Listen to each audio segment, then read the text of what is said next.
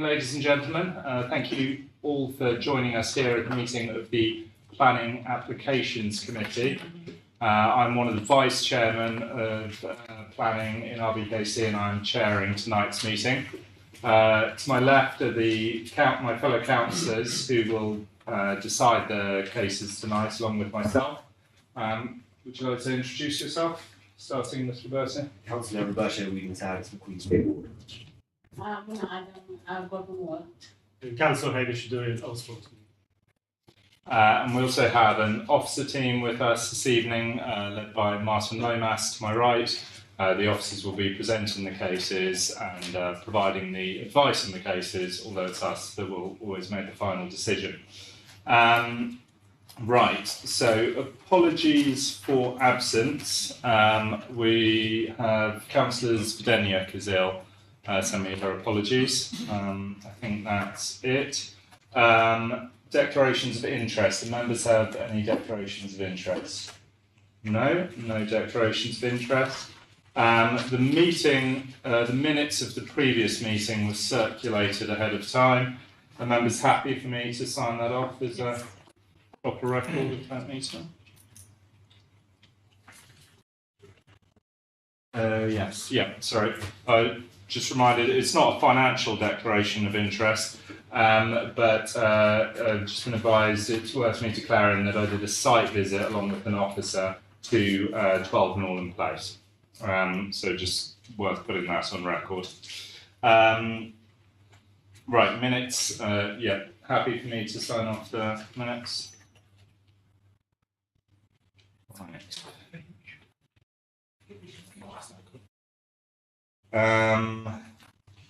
Okay, so the cases this evening, I'll read them out in order. We've got speakers, both applicants and objectors for the first three cases, and then no speakers thereafter, though there might be people following us online.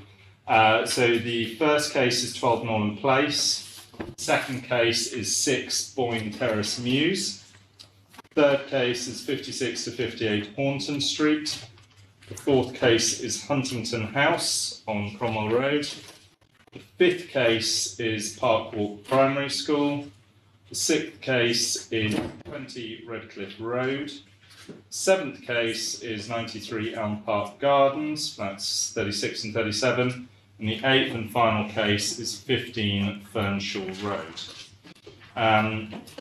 Just let everyone know up front, the way it works in terms of speaking time, we give the objectors 3 minutes to share, and that is to share, so if there's more than one of you speaking, you have to share that time amongst you.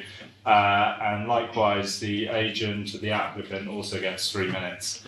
If there's a councillor speaking, which there will be on the first case, the councillor gets an additional 2 minutes, so that doesn't cut into the time of the objectors. It's an additional 2 minutes, and to keep it equal, that means the agent or applicant also gets an additional 2 minutes, so that's five minutes. We have to be quite strict with the timings, so I may have to cut you off. It always looks very rude when I do it. I don't mean to be rude, it's just important that we follow procedure throughout the proceedings. So when you sort of reach your time, I'll make it clear, and then if you're in the middle of a sentence, you can finish that sentence off, but please don't keep going thereafter. And remember that after the initial statements, there'll be plenty of opportunity for the councillors to ask you questions. So if a point didn't fully come out in your initial opening statement, we can explore it during the question section. I think that covers everything, not missing anything. No. Okay, in which case we proceed to the first case, which is 12 Norland Place. Thank you, Chairman. So this application seeks planning permission for a roof addition to the main roof and retention of remaining rear area as a roof terrace. I would like to draw your attention to the addendum. One additional comment has been received. And I would also like to clarified an error within the office's report. The report describes the property as being 3 stories with access from the second floor. However, the property is 2-story with the access from the first floor onto the roof level. I will just run through some photographs and plans. So this is the area view of the application site. The application site is pointed with red arrow. The properties to the rear are within Princess's Yard.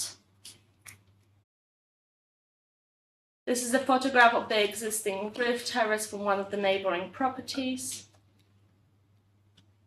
The photograph on the left-hand side shows the existing roof from the neighboring properties from number 6 Princess Yard, and the photograph on the right-hand side shows the existing front elevation of the application site. There are some plans of the proposal, so the existing front elevation on the left-hand side and the proposed front elevation on the right-hand side, showing the proposed mansard roof extension, increment of the party wall. The existing rear elevation on the left-hand side and proposed rear elevation on the right-hand side. The existing long section on the left-hand side and the proposed section on the right-hand side, showing half of the roof would be covered by the proposed mansard roof extension. The existing short section and the proposed. The proposed second floor plan showing the extent of the mansard roof extension with the remaining area to be used as a roof terrace. And the proposed roof plan. And that concludes my presentation. Thank you. Thank you very much. So we now invite the objectors to speak first. And forgive me, because this is the first time we've done it in this room for a while. We've been in the main chamber for a while. So do we invite objectors and applicants up at the same time now? Just the objectors. Just the objectors. So would the objectors like to join us? So I've got registered Andrew Phillips and Virginia Welch, as well as Councillor Graham.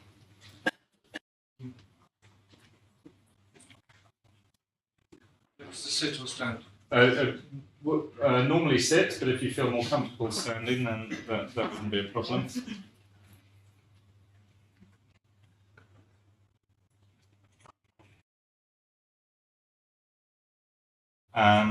Right. Well, thank you very much for joining us. And as I say, the two of you have 3 minutes between you. Councillor Graham has 2 minutes. Who would like to speak first? We will. Okay, excellent. 3 minutes whenever you're ready. The residents of Princess Yard feel their right to peace and privacy is being threatened by a flawed report based on incorrect information. We were never informed about the CLU, let alone given the opportunity to question its validity in breach of common law. The CLU has been granted on the basis that there is evidence that the applicant has regularly used the roof for social gatherings, including the use of lights and a speaker for over 4 years. But 9 residents have attested they have never once seen or heard evidence of this. No planner has even asked us. Princess Yard is only mentioned once in the entire report, yet anyone who visits immediately realises we are by far the ones most affected. Are you aware that similar applications for this same property have been turned down 3 times? The report makes no mention of this, let alone addressing the reasons for such a dramatic change of heart. So why does this matter? Norland Place is part of a conservation area, which the council is obliged to preserve. The Norland Conservation Society says this proposal would harm it by damaging the important, otherwise uninterrupted skyline of the News and set an unwelcome precedent. It also contravenes the 2019 local plan. Under policy CL5, roof extensions are supposed to ensure there is no worsening of living conditions for neighbours, with particular regard to privacy, natural light, noise and disturbance. This one fails on all counts. It would destroy privacy, allowing direct sight into the bedrooms of at least 2 houses and the bathrooms of 3. For the first time in 25 years, I could no longer dress or emerge from my bathroom without closing my curtains. The effect would be devastating. 12 Norland Place already dominates Princess Yard. Adding a storey, raising the roof, 2 chimneys, a party wall and coping, plus new railings, would sharply diminish the remaining light and create an over-dominant sense of enclosure, both of which the local plan forbids. This is not a minor impact. The plans propose a dining table, sofas and a flat that would encourage their constant use, especially in summer when everyone has their windows open. Policy CL5 says neighbours should not have their reasonable enjoyment harmed by noise and disturbance. Yet noise carries so strongly in the yard that every social roof gathering would disturb our peace and quiet. especially as all noise would now be funneled directly our way. In summary, this application threatens forever the character of Prince's Yard and the rights to privacy, natural light and freedom from disturbance, and the conservation status of Norland Place, and on the basis of misinformation. This council's slogan is putting communities first. A dozen neighbours have lodged objections. We've shown we're a community. Could the council please put us first? Thank you for listening. Thank you very much. And Councillor Graham, you have 2 minutes whenever you're ready. Thank you, Chairman. Very grateful to be called to speak in front of the committee this evening. And this report highlights several things, one of which I want to focus on, which is that Prince's Yard is only mentioned once in the report, despite, as my constituents here have said, actually the main impact falling on their properties. And the property in question is the most imposing building by far on Prince's Yard, despite actually being on Norland Place. And I think I'm astonished quite how much impact this will have on my constituents' day-to-day lives in Norland Place, in Prince's Yard. The existing building is already significantly higher than most other properties around it. And secondly, the west elevation to the new development will overlook one constituent's bathroom, providing direct line of sight into this room of their house, which is not a pleasant thing. The terrace, which can and will be used quite a lot, I would imagine, during the summer, overlooks Virginia Welch's bedroom and ensuite bathroom. I'd ask you just to consider a few things when you're deliberating this evening. Would you be happy with having to draw your curtains every time someone was using the terrace in order to preserve privacy in your own bedroom? That's almost asking someone to be a prisoner in their own home of 25 years in Virginia's case. Would you be content with having the majority of light, or almost a near blackout actually, to your south-facing property even at the height of the daytime? And I would suspect that for most people the answer to that question is no. Also, would you be content with noise from such a large terrace, as you can see on that diagram right in front of us, designed to comfortably sit 8 people around, with even more available to stand, within almost touching distance, I think 6 metres from Virginia's bedroom window? Thank you. Thank you very much. So the way we're going to do it, now we'll move back into this smaller room, is I'm going to ask the objectors to now go and sit down. We'll get the applicant or agent up, give their 5 minutes, and then if we can fit you all, we'll get you all up together for questions in a moment. Thank you. Yes, please come up. Mr. Macy, is that right? Yeah. Thank you for joining us. Good evening. Good evening. So, Mr. Macy, you have 5 minutes. Should you choose to use all of them, and please start whenever you're ready. Thank you. So my name is Rod Marina Macy. I'm the architect for this application. Thank you for allowing me to address the committee this evening. As the officers explained in the report, the property has an existing lawful roof terrace at main roof level already. The presence and the use of the terrace was confirmed by a certificate of lawful existing development last year, and the evidence provided for the certificate included letters from the council referencing their own visits as early as 2006, confirming the presence of the roof terrace back then. That situation hasn't changed. This application is not about a roof terrace, it's not about providing a new roof terrace. The application before you tonight actually seeks to halve the size of the existing roof terrace by constructing a roof addition to Norland Place only. The proposal will remove any existing views from the roof terrace towards Norland Place, and most critically, the views towards Prince's Yard will remain exactly the same as the existing condition. There would be no detriment under policy CL5 of the local plan. The addition is set back from the front parapet. It has a sloping roof that is compatible with the angle of the other pitched roofs in the street.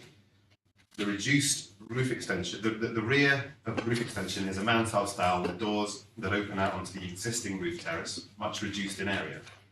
The extension terminates roughly where the historic boundary is between the rear between Norland Place and Princess's Yard, where it would have been.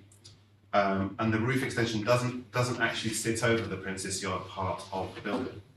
Although it's worth noting that the buildings in Princess Yard are already 1 story taller than the application site. The site doesn't sit on the same line as its neighbours to the west on Norland Place. It is set back significantly. So the roof line doesn't actually form part of the same line of buildings. So it wouldn't impact the roof line of the Norland Place properties. The pitch roof echoes the angle of the neighbouring properties to ensure that the views from the top of the street are very, very limited. In fact, the roof extension wouldn't be visible from the top of Norland Place out onto the main road. It's very subservient. It sits next to a typically formed, very large mansard extension on the east, and which is also set back. And it sits between this larger bulk and the gentler slope of the Mews roofs to the west. Between the setback from the front elevation and the gentle pitch, this will ensure it's a very, very discreet roof volume, and it will preserve the character and appearance and the street scene of the conservation area. So we hope that you're in agreement with your officers and you'll approve the application this evening, and I'm obviously very happy to answer any questions. Thank you very much. Mr. Massey or Macy? Macy. Macy. Mr. Macy, if you're happy to move 1 seat to your left, and if the objectors are willing to come and join us again, and there's 1 extra seat at the back, so Councillor Graham, you might want to pull up that extra seat. Oh yeah, that's probably easiest, yeah. So, thank you. No, it was all a bit cosy, as I say, we're sort of used to being in the big chamber, but it should work okay. Right, so now it's the opportunity of the panel of councillors to ask questions. Colleagues, who has the first question? Yes, Councillor Wiedensands. You described in your objection the number of bedrooms and bathrooms, I think it was, to the effect. Perhaps if officers bring up a sort of view of the street, it would just be good for us to understand which properties those are that are most affected.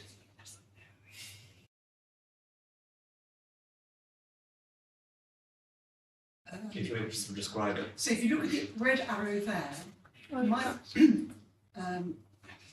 my bedroom is directly opposite that red arrow. With the sort of the roof, the lighter grey roof. Yeah, exactly, lighter grey Between the roof. two. So there are two bedrooms, basically my own bedroom, my daughter's bedroom, directly opposite that, and then in the neighbouring house, we're in our 6th, the neighbouring house number 5, also look into their bedroom. There's another bedroom there. And if you look to the left, sort of beyond the tree, as it were. Green roofs. Yeah, the green roofs. There's a bedroom and bathroom there we were directly looked into, and there's also a roof, a Northern Place roof. One of the objectors points out that there's a skylight. You can look directly into this bathroom through the skylight of Northern Place. That's already, we're now on to 4 bedrooms or bathrooms. It's quite a number. And could I just point out while we're here, when we're talking about overlook, the distance is probably about the same from the edge of the roof to the top of that, and distance and height is about the same as from here to, imagine the end of that, the top of the television screen being the roof. We're about that distance and that right above. So if somebody standing on that roof feels like they're in my bedroom, and it's that close. 6 metres. It really is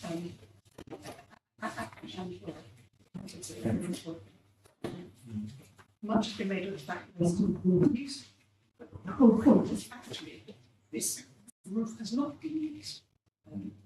I've personally asked every single household in Princess Yard, it's 9 households, I've asked every single one of them, have you ever had a party happening over the past 4 years? No. But how is it possible that at this distance, if something were happening on that roof, I wouldn't hear it, I wouldn't see it? It's not feasible. Sorry. Thank you. Councillor Wiedensands. I guess just following on from that point, to the to Mr. Moreno, Mercy, would be, he mentioned the evidence for fluid were letters from the council. Was that enforcement letters or? So there was a complaint raised by one of the residents back in 2006, and at the time enforcement officers came and saw the roof terrace and confirmed that it was lawful use, and that was the evidence that was used for the application last year. I mean, you can see in the Google photographs there's the dining table and the seating area just next to the red arrow. I mean, that's exactly as it's been set up for around about the last 10 years when the client first moved in. Thank Thank you. to that. Councillor Winstand, do you- Well, I guess in the middle of the objectives. I'll just say very quickly, as regards the certificate of lawful use, I know, that's come up a lot in the complaints and been discussed a lot. What we can't do in this committee, we don't have the powers to do, is to do an investigation into the certificate of lawful use. It doesn't fall under the planning application committee. So by all means, use of the terrace, as regards this application, impact on privacy absolutely falls within purview of our committee. But I would just say to the panel and to the applicants and objectors, try not to direct your comments too much in the direction of reopening the question of the certificate of lawful use. Sorry, go ahead. Sorry, I just maybe respond to that point about the certificate, about conservation use of the terrace. In fact, what happened in 2006 is that an application to raise the parapet wall was rejected, as it would facilitate the use of roof as a terrace, resulting in overlooking a disturbance of neighbouring properties. So it was rejected precisely because if it were permitted, it would have facilitated that use. So it wasn't allowed; it was actually denied. I think we got it back to front. I'm happy to respond if I'm allowed to Well, respond. I think we're starting to get into what I wanted to avoid. But let me ask a question, Mr. Macy. With the with the mansard being added, one might imagine that sort of opening directly onto the terrace, that the terrace would be used more frequently. Correct me if I'm wrong, I don't believe you've taken any measures to prevent overlooking onto that property or to improve the privacy of the property opposite. The terrace is currently well used. It actually has a staircase leading all the way up to it with the retracting roof light. So it's not as though they have to kind of climb up a ladder to get out there. It's a very well used terrace, and the owner has had a number of gatherings there. The reason we haven't done anything to try to mitigate overlooking is simply on the basis that we haven't done anything to the roof terrace on the Princess Yard portion of the building. It is exactly as it is today. And as the objective clarifying stated, there have previously been applications to increase the height of that barrier, which have previously been rejected. Mm. So I think the objectors from their previous comments would debate the point on the fact that it's currently well used, but I suppose maybe the broader point you're making is that it has the potential to be well used. But my question is that surely with the addition of that extra story opening straight on, however used it is at the moment, that will encourage a greater level of use. But it looks like you haven't thought about measures to privacy screen the end of the terrace, or are you saying that you have, but you feel that they wouldn't get planning? So we have considered them. There are, as the objector pointed out, there have been applications previously to raise that boundary. But I suppose in terms of the policy of CL5, there's no real change to those issues around overlooking or the use of the terrace. So the terrace is as a terrace has always been. In fact, it is half the size. Mm. So if I'm probably getting ahead of myself slightly, but one thing that we often do is, I'm sure you know, is consider what conditions we might put on a case. What would your view be about conditioning privacy screens at the end? And we can explore with officers whether it's possible or not, it might not be, but privacy screens at the end of the terrace so that overlooking, so that the privacy is protected, based on the fact that the terrace, if this goes through, will be used probably more frequently. I mean, I think if councillors are minded to approve that, I'm sure that the owner would be welcome with the condition to do that, for both parties, I'm sure. So going back to Mrs. Welsh and Mr. Phillips, what is your view of? I suppose it doesn't address all your concerns, but would it significantly ameliorate the situation if there was a privacy screen at the end of the terrace such that overlooking couldn't take place? It would ameliorate the privacy question, but it would take away even more of our light. As it is, there's no way that another story could not significantly impact on our light. You can see from the shadows there already that we are in the shade of Travon Place as it is. Add another foot or two, let alone another story, and most of the yard would be in shadow. And my bedroom and my room, which is full south facing, would suffer very badly. And unfortunately, the privacy screen would be double-edged. Yeah. And it wouldn't affect the noise. The noise would still come in our direction. Yeah, I was going to make that point. That Yeah. there's still the noise. There's still people eating, drinking, and speakers. So, which are there presumably so that they can play music. Yeah. I mean, there would still be some standard council noise and nuisance rules in place. But no, I appreciate it wouldn't make any difference to the noise, but you say what you gain on privacy, you lose in light. Okay, now I take that point. Colleagues, further questions? I just, if I may, Mr. Chairman, back to the applicant. Your position is that it's been in regular use since the applicant bought it. Yeah. There are a table and chairs, as you can see on that, overlooking. And the seating, yeah. Would you concede those from the photos anyway? At the front, they look like they're at the front of the building.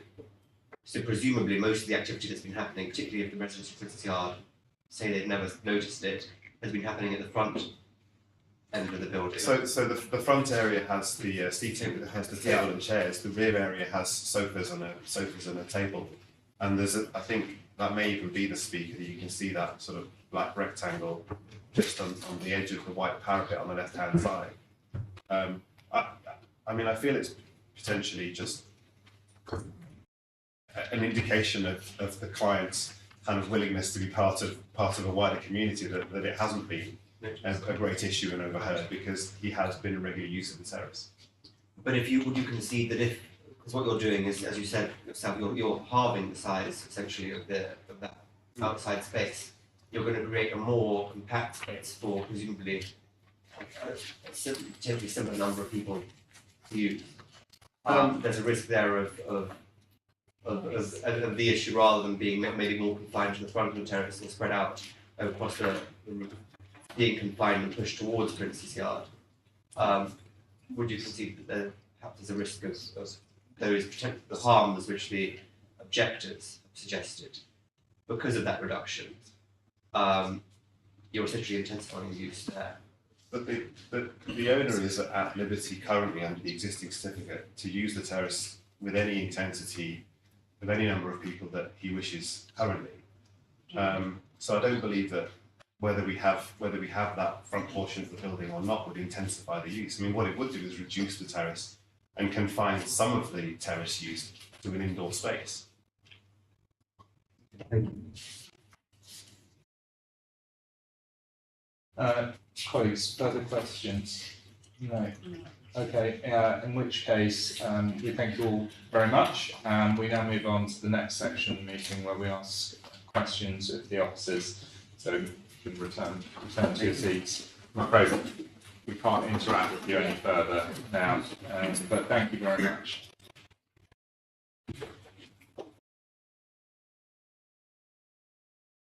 So, colleagues, questions for officers? Yes, Councillor Derry. Thank you, Chair. This story's come back to the Certificate of Lawful Development. Just wondering, in your determination, your recommendation, first of all, is it a material planning consideration, the fact that this certificate exists? And in your view, what kind of weight did you give that in your recommendation? I wasn't the officer dealing with the applications I was just presenting. But in terms of the material consideration, the weight has been given to the certificate as part of the assessment, and that is included in the report. It is your judgment how much weight you want to give to that certificate. It is a different proposal because there's an additional mansard extension, etc. So there are other elements and not the only one we looked at as part of the certificate. So it is really the member's decision how much weight you wish to give to it. But as part of the officer's report, we have given it some weight. Yes, go ahead, Councillor Adam. Because from the application, I've seen even a single supporter, and all this residents are objecting. And as an officer, have you looked at the reason why all this amount of people are objecting about the application to go ahead, and whether you thought about it and review it again? Yeah, so as part of the assessment, we would look at all the objections that were received on the proposal, and we would make a planning judgment, and we would take them into consideration. But we wouldn't necessarily think there should be less or more objections. We can't. No, I want to say about objection, because now from our conversation, you can see we try to find a kind of alternative suggestion about to protect the privacy and stuff like that. But as officers, I haven't thought about it. No, we haven't, just because as officers, we make the we make the assessment based on the application in front of us. So in our assessment, we recommended that the application is acceptable without any mitigation measures as discussed here by the members. Yes, Councillor Whedon-Sands. I have a query on the planning history that's been mentioned in the report, because you've only got here the Clwyd as being in the planning history, whereas a number of cases have been referenced by the objectors. I had a quick look online at our planning portal, and there were also a number of other planning applications from this address more recently in 2006. So I was just wondering why they haven't been included, particularly if they were for similar applications. In terms of including them in the report, we do include only the relevant and most recent planning applications within the report. That might have been an error of the officers not to include more of the applications, but that one is the most recent relevant history and such. Yeah, so I mean, I just started to get bogged down in administrative detail, but 6 Point Terrace News, there were just immediately before this one.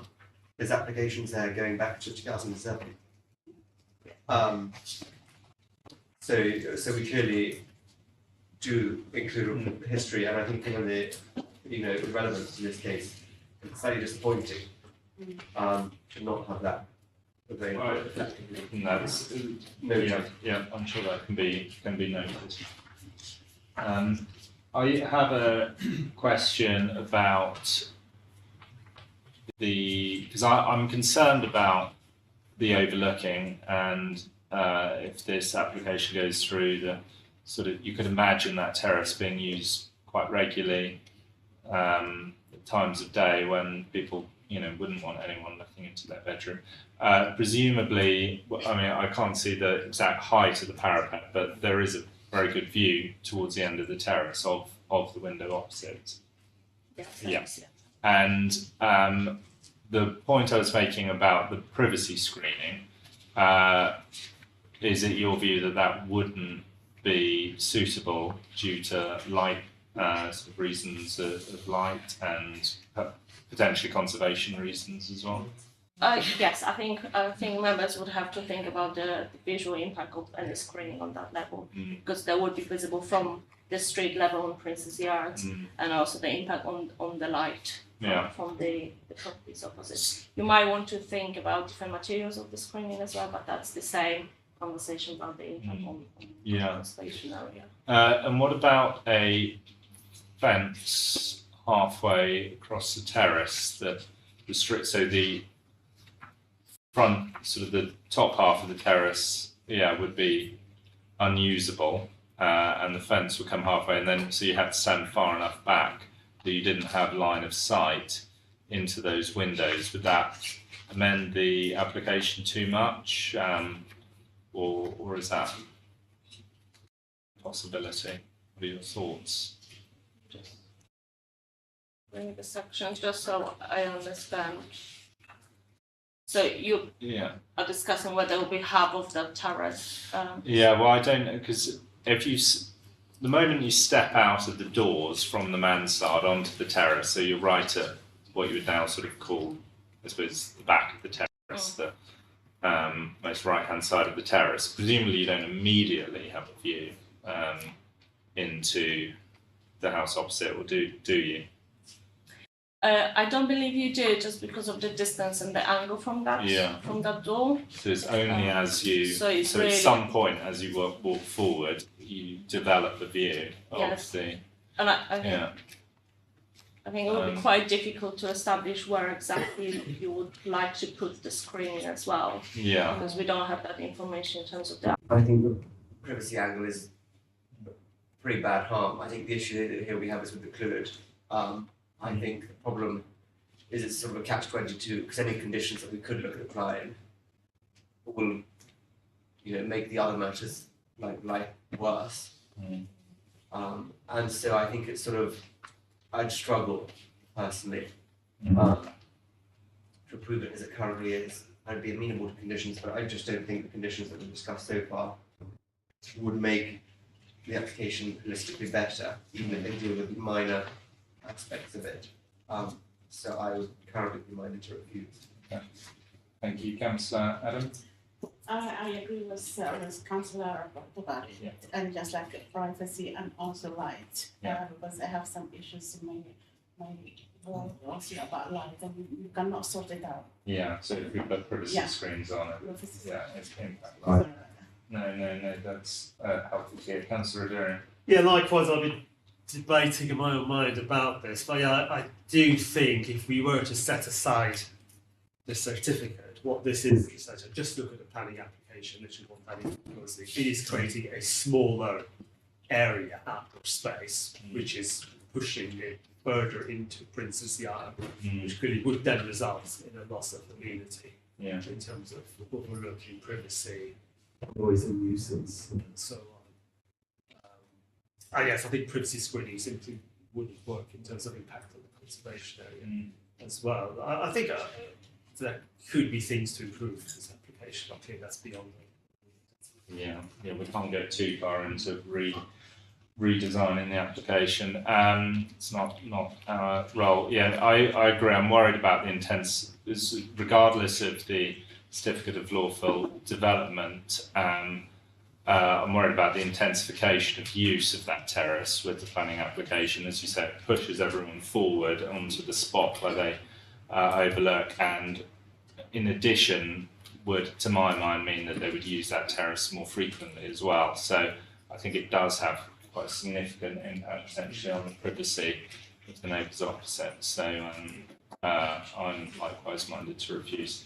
So we now must proceed to a vote. The recommendation is to grant planning. Councillor Eden Sands, you in favour or against? Against. Councillor Adam? against. Councillor Durian? Likewise, on balance, please. And I'm also against, so planning is not granted. Reason. So we have to vote on a reason. I think it's clear from the discussions it's around privacy, particularly as regards the intensification of use of the front part of the terrace. I don't know. Overlooking? Yeah. Noise and nuisance as well? I think it's a secondary reason, noise and nuisance, but as the primary reason, overlooking privacy connected to the intensification of use of that part of the terrace. Who would like to propose the reason? Yeah.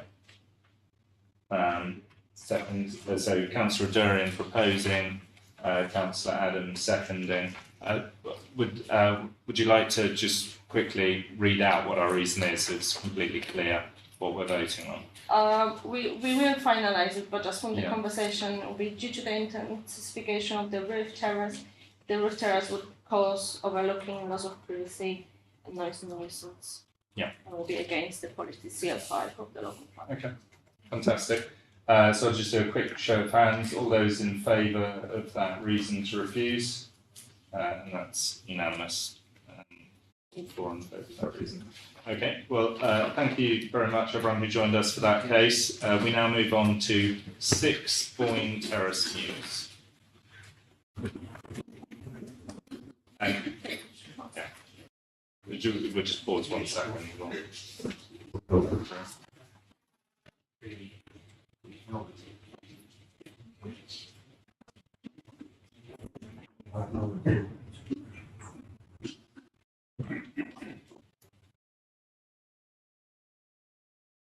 Chairman.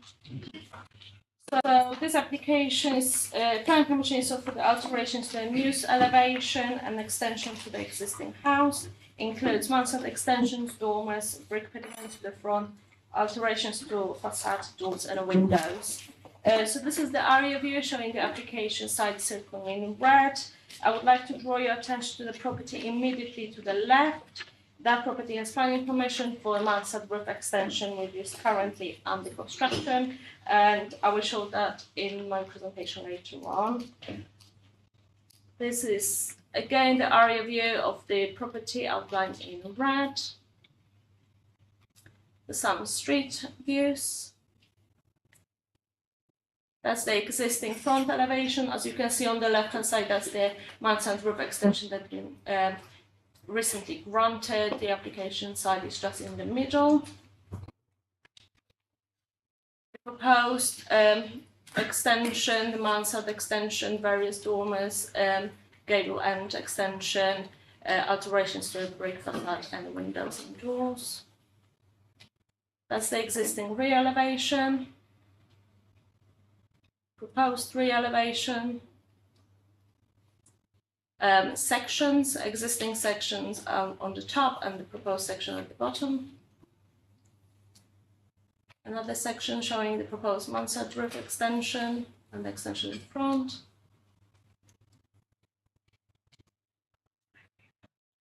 And then the existing section at the front, on the top, and the proposed section at the bottom. That concludes my presentation. Thank you. Oh, sorry. I would like to draw your attention to the addendum report. There's additional comments received. Thank you very much. So I think, are we joined by Mr. Darlow this evening? Mr. Darlow, would you like to join us?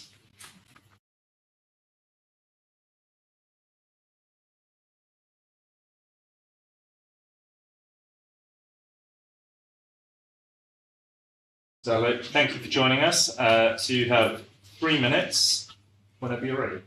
Great, thank you very much. So I'm here to represent the residents of Kent House. That was that big block of flats which you saw on the very first photo which was put up. And we use the piece here as our main entry into our block of flats. So the application essentially has 2 pieces. It's got that house piece sort of on the right, which is 3 stories with a basement, and then the bridge section over our entrance. Now that bridge section was built in about 1960. Kent House owned all the land and the space which it was built on. Initially it was a thin, small structure made of wood with a single room. And subsequently, that's been added to or turned into, the wood's been turned into brick. But crucially, Kent House owns all the land underneath that bridge structure and all the space above it. And a previous owner asked us for permission to build up, and we refused. The current applicant has refused to engage with us on our ownership issues around this, which gives us great cause for concern, and we are very worried that if you do give him permission, he will just build up and ignore our ownership rights above it. Now this entry, as you see, is very important because in our block behind, around 40 to 50 people live, and we go underneath the structure on a very regular basis. So pedestrians, cyclists, cars, refuse collection, tradespeople, delivery, we use it the whole time. And we're very worried that if you allow the big sort of build-up of it, it will compromise the structural integrity of our building.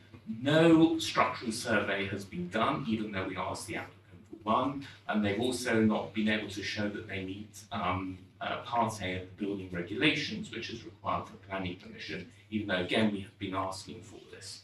So we're very worried that if you give permission for him to build up a big tall structure on the top into our space without our permission, it will compromise the integrity and there could well be injuries or even worse for people going underneath. Particularly because when the basement was built out, we don't believe that proper engineering bricks were used. And as we know in the building regulations, you will worry about the loading and also the movement, and we think both of those could be severely compromised for all our people.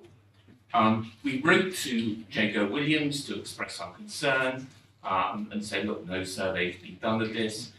He said he'd feed into the planning committee, but the planning officer said no, it was the responsibility of the building control team. So we're very worried we're in a circular loop here, and therefore I'm asking you as our committee to sort of break through that and say, no, we need this sorted, before we will consider this, we want the ownership sorted, and we want to build a proper structural survey, or at least firm commitment that the Part A has been met.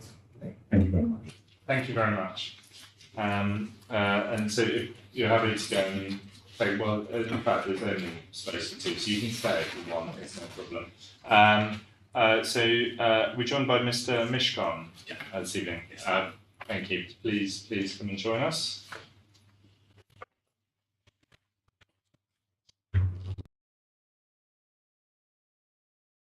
And likewise, you have 3 minutes whenever you're ready. Evening, Chair. Thank you very much for the opportunity to respond to the objector. I've not met Mr. Darlow before, but we have actually corresponded a number of times by email.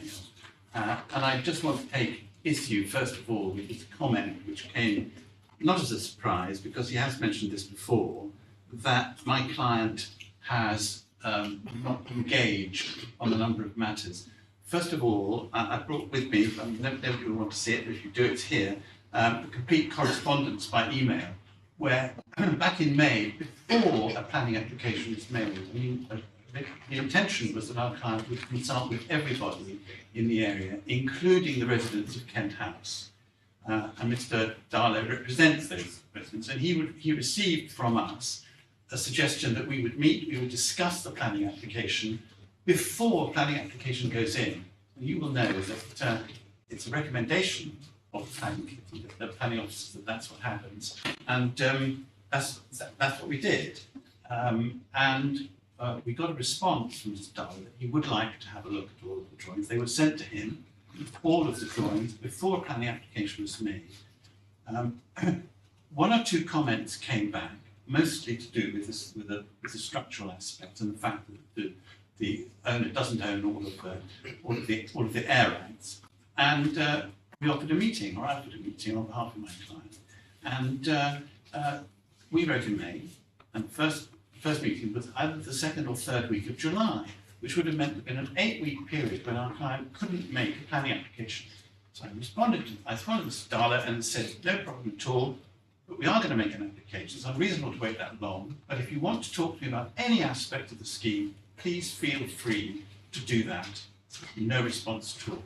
Now, on the matter of the structural aspects, which is the other concern, it's well known that no work could be carried out without it complying with building regulations. And we've never ever said to Mr. Darlow or anyone else that no structural investigation is going to be carried out. In fact, my client would go so far as to say that if the committee, just to satisfy Mr. Darlow, if the committee wanted to add a pre-commencement condition to the approval, that a chartered structural engineer had to be appointed, they had to be named as responsible for that scheme to RBKC before any work commenced, and that full investigations of any aspect of the support, the foundations, were properly evaluated. There's no attempt to escape from that, nor could we, nor would we. The other aspect is to do with the ownership. We're going to have to ask you about that in questions, Okay, because okay. we've reached the end of the 3 minutes. But thank you very much. Colleagues, questions? Yes, Councillor Derry. Question for Mr. Darlow. I just wanted to clarify, is your primary objection around the ownership structure and the structural issues rather than the proposed design itself? Half of our residents objected to the proposal, no people supported it at all, and quite a lot of those objections were around, as you will see, the design, the overlooking, the central enclosure, the fact that building up. Again, we have the same issues as actually the previous case, people looking straight into the bedrooms. I decided not to focus on those given my time constraints, but all the objections are I think in the pack. Half our residents object to this proposal. Councillor Eden-Sands. Just to follow up on that, how, from the photos that we're seeing here and the other plans that we saw, how would what's being proposed here in terms of overlooking differ from all the other houses along there that seem to have higher roofs and that's how we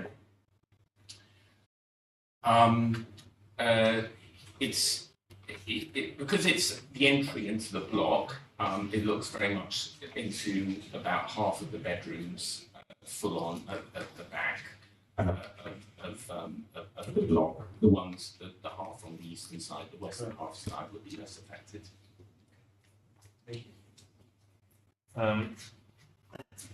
Question for Ms. Mishcon. The development, perhaps you don't know, but the neighbouring property that has permission to build a mansard, Yes. are you basically doing exactly the same thing, or are you going any taller or coming out any further?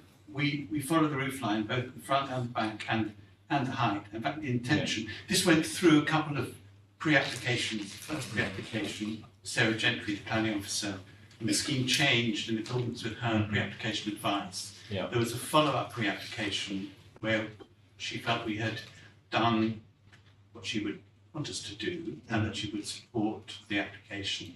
So the intention is to unify that area around the opening through into Kent House, and there's no alteration at all. In fact, there's an improvement in overlooking at the back because I don't know if you can have a view of the rear windows that face Kent House, but if you look, that's the existing. So there, can you see on the left-hand side of the opening at the top of the roof, the existing roof has got 2 Velux windows in it.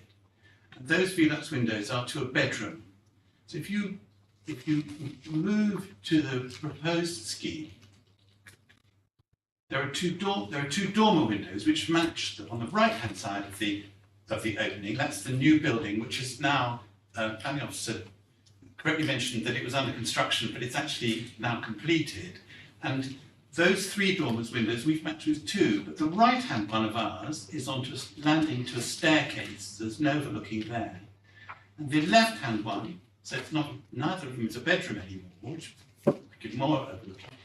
The left-hand one is a shower room. So the overlooking distance to the existing one that's been given planning permission on the right-hand side is just over 17 metres, and our distance is exactly the same, but less overlooking because it's a shower room. Thank you. Mr. Darlow, in terms of access, presumably your concerns about access, is your access more concerns about access just during the construction phase? No, no, because people walk under this the whole time, and it was initially built in 1960. I asked Mr. Mishcon for him to undertake a survey to at least to confirm that Part A of the regulations would be met, and that was declined. I suspect for reasons pending this. But I really think this committee needs to be aware. People go underneath it, and this big structure above it should come down, or stuff should get thrown out the Juliet balcony, or so forth. Previously, it was used for Airbnb. It would seriously harm people underneath. People could get seriously injured by this. And does Mr. Mishcon's proposal of having a structural engineer appointed to the scheme and responsible for the scheme, does that alleviate your concerns? My As regards understanding, that. Jacob Williams told me he needed to confirm Part A was complied with prior to the planning application committee meeting taking place, and that has not happened. So I would like that to happen first, and then clearly we would want a structural survey, but I wanted someone to be appointed by Kent House. I'm also worried about the ownership issues, the fact that they could just build up without take our space from us. And they've again declined all, in writing, all correspondence on that. Yeah. The owner says he won't engage on May I our respond ownership to that? until Because We can just hang on 1 second, because on the structural point and the timing of appointing an engineer is something we can explore with officers. On the ownership issue, getting planning permission does not give anyone the right to go and build immediately. Ownership issues are civil issues which need to be resolved, but sit outside of this committee. So if there is no legal right to build, don't think that if we grant planning tonight, that means the developer can go and start building. They still need to go and get the legal right to build. It just doesn't sit within this committee. Do you have anything else to add on that? No, that was the point. That was the point I was going to make. There has to be an agreement with Mr. Darlow and his management company to be able to do this, because they do own the air rights over it. Yeah. We have written to Mr. Darlow saying that I've written saying that my client clearly understands that there needs to be a negotiation. There probably will need to be money paid. And he understands all of that. Yeah, no, I understand. I just don't want us to get into that too much tonight. As I say, not in our purview. Colleagues, any further questions before we go to questions to officers? Just very quickly to clarify, you mentioned that the room on the left can be a shower. Yeah. Presumably you're not suggesting people can then look into somebody's shower. Well, no, I mean, there could be a condition that it's frosted glass, but you put a blind down. If you were in that shower room, you put a blind down before you got into the shower. Okay. Right, well, thank you both very much. You can take your seats again and move on to questions to officers. Colleagues, questions? I have one about the structural engineer. So we've seen that the applicant says that they're happy to have a structural engineer appointed to the scheme. Is that something that should have happened before now, or is what's the normal timing of that? If committee wish to include that condition, we can include prior to commencement condition to have the information about the engineer. That's a standard condition for our basement extensions, but we can certainly include that one. It is prior to commencement condition, so it's something if the committee is minded to grant permission with that condition, we have to agree in writing with the applicant. I think we colleagues agree that's a sensible condition. In terms of the appointment, who decides who the surveyor is? Well, it has to be a chartered surveyor, so I assume the applicant would select the surveyor because they're paying for them, but it has to be a chartered surveyor.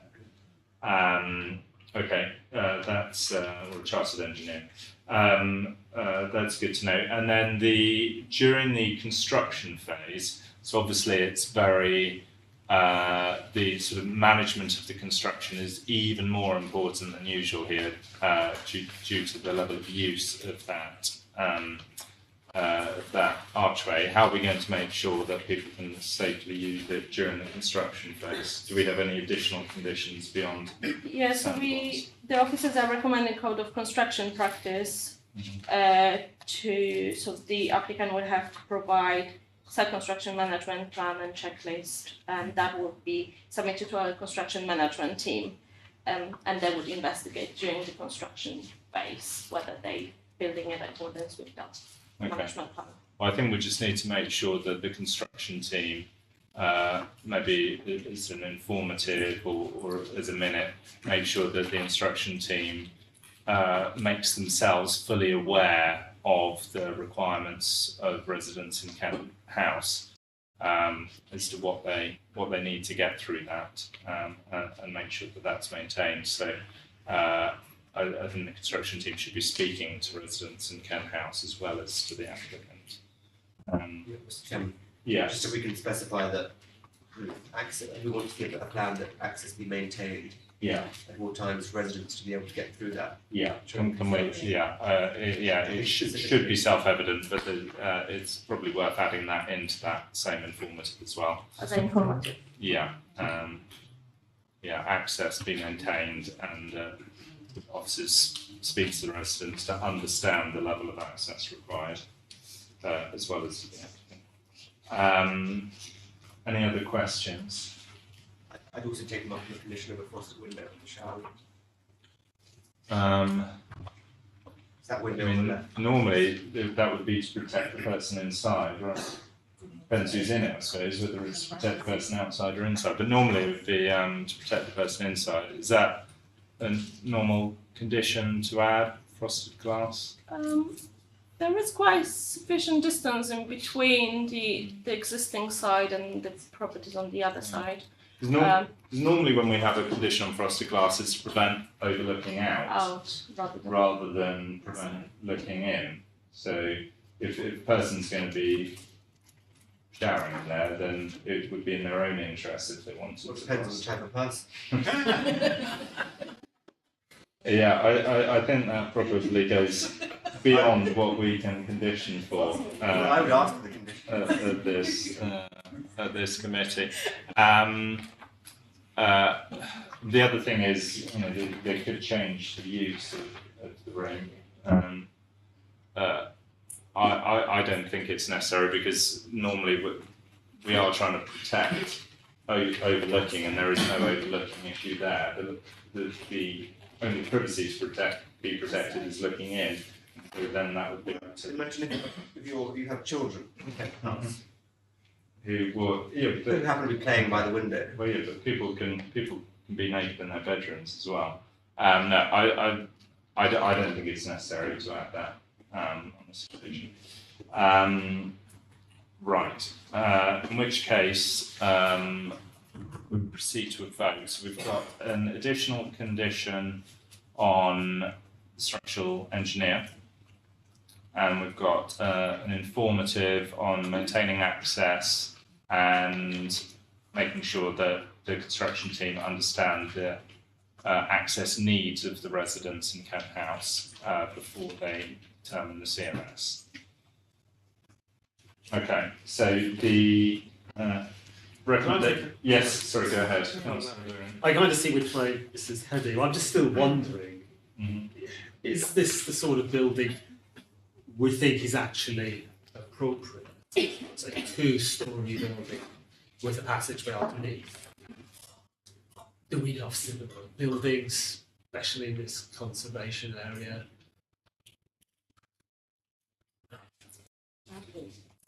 Julian, do you want to respond to that? Sorry, sure. So as part of the officer's report, we did make the assessment in terms of the impact on the street view within Boynes Terrace New. So as you can see, the properties to the left-hand side, there's quite a lot of variation in terms of the design and scale and massing and height. So the properties to the left-hand side, as you can see, they've got mansard roof extensions, dormers. There's a immediately adjacent mansard roof extension. So that actually the application side kind of works as the end of that grid.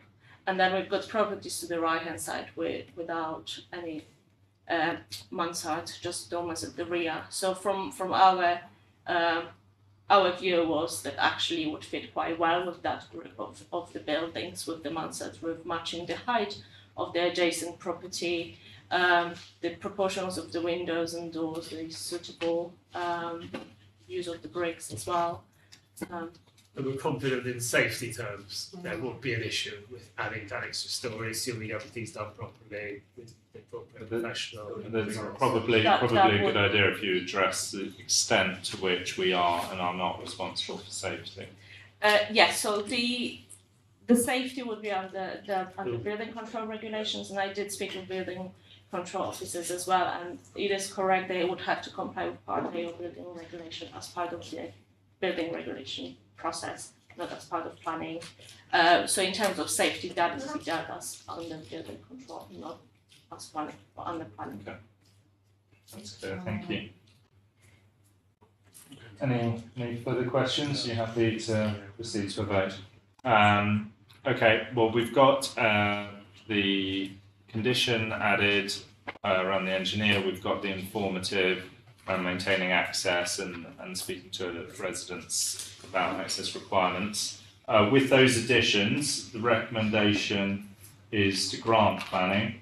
Councillor Eden-Sands? In favour, Councillor Adam? In favour, Councillor Adurani? With the condition. With the condition. In favour. In favour. And I'm also in favour, so permission is granted for 6 Boyne Terrace Mews. And thank you very much for everyone who joined us for that case. We now proceed to 56 to 58 Horton Street.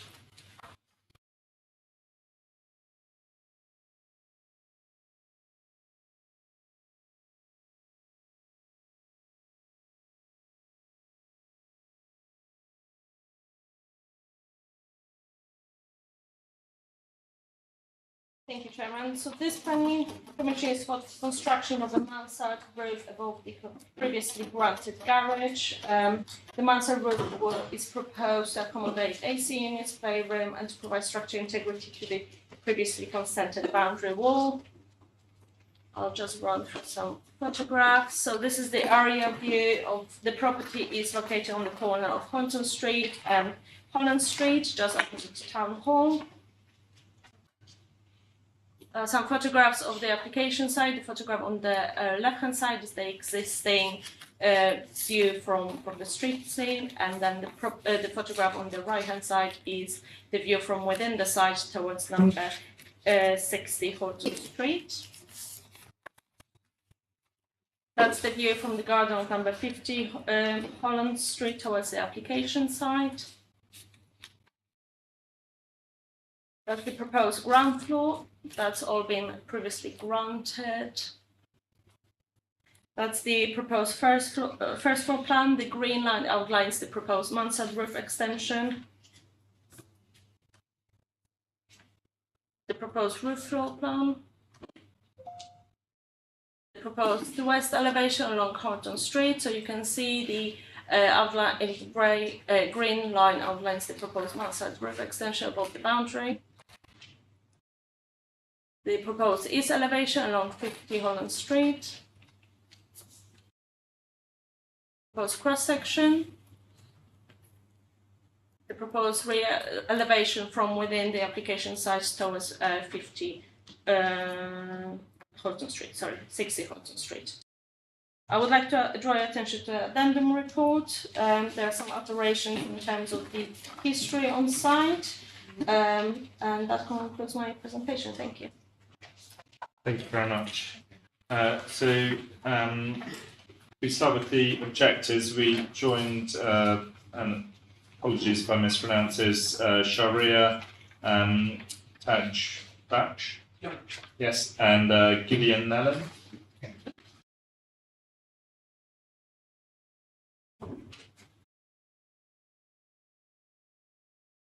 Thank you for joining us.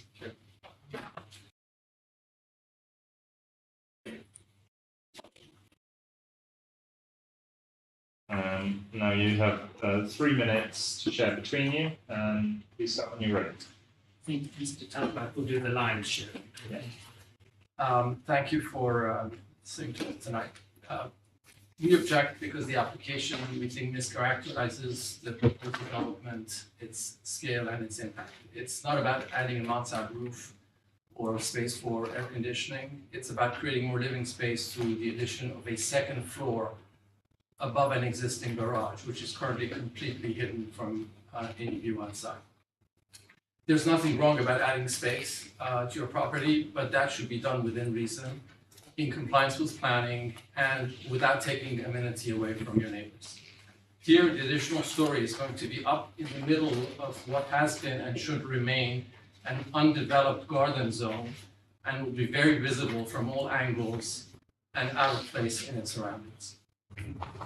The garage in question is at the end of the property, and it's separated from the main building by a courtyard in the middle. There used to be a large, healthy plane tree in the middle of that courtyard, which provided amenity for everyone, the residents first. The garage is framed to the east by the boundary wall with number 50 Holland Street. To the north of that is the boundary wall with number 60 Hornton Street, and to the west, it's the Hornton Street boundary wall. It sits at all cases below the parapet line of these walls, and it's not visible from any angle in the street. Converting that garage into a separate self-standing two-story residential structure in that location would clearly violate a whole range of planning policies and would not have been allowed. So to circumvent that, the proposal has been chopped up and scattered into multiple seemingly disconnected applications over the years. First, the plane tree was cut down, contrary to earlier commitments that it would be preserved. Then the boundary wall with number 50 went up. And then later permission was obtained to do the same with the wall on number 60 Hornton Street, using frankly what was questionable approach in the application, which unfortunately I don't have the time to go into here. And now it's proposed to put a mansard roof over the garage and not mention of the second floor that's being added, in effect creating the second story additional building that would not have been authorized had it been presented fully in transparency in the first place. To give you a better sense of this, you can look at some of the, one of the objection letters, particularly the pictures of before and after, and some of them are visible here. And I'll be happy to guide you through that during the Q&A if you wish. If you walked up past the site, which is really across the road here, you'll see the scaffolding 2 meters above the existing wall with the tarpaulin on it. And that gives you a sense of the scale of the structure that is going up, and just project that forward. And there's this big block going up in the middle of this area, which is green and unprotected. Does that mean I'm on? I'm afraid so. Okay. Thank you very much. We can obviously explore points further during the questions. I'll ask you both to take your seats now. We'll get the applicant up and then we'll invite you back up for questions. So are we joined by Mr. Graham and Mrs. Clarion?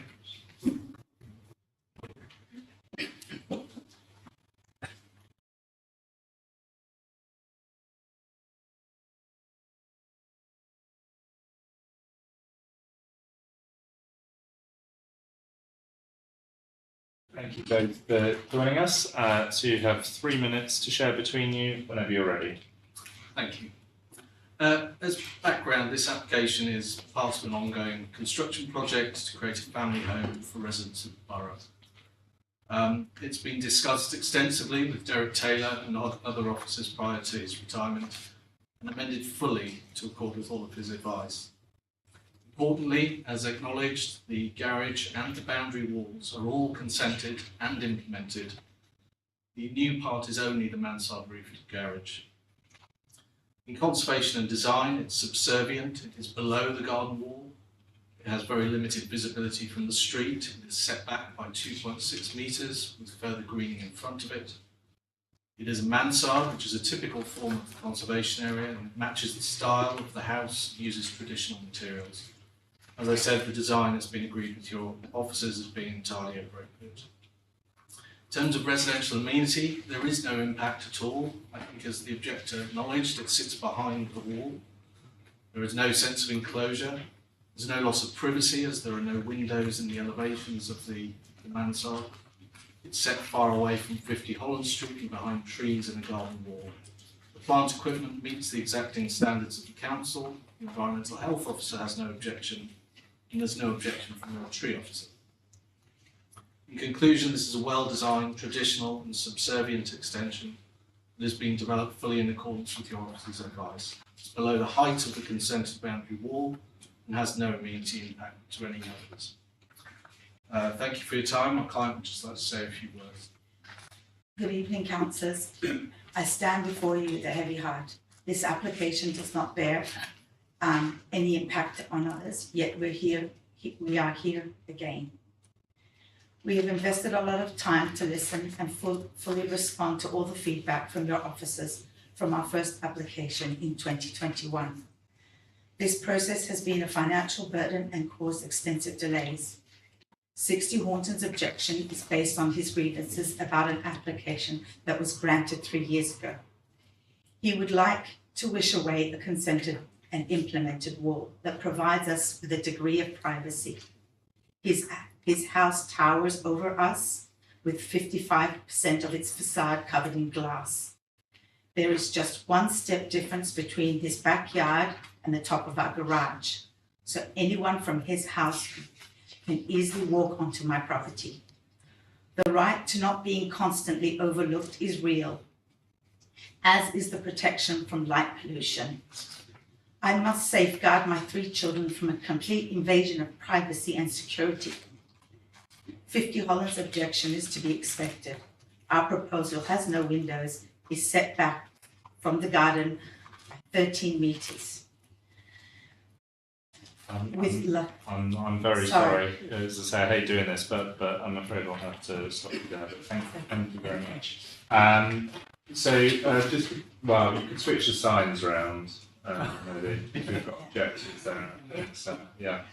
And then if you'd like to join us again.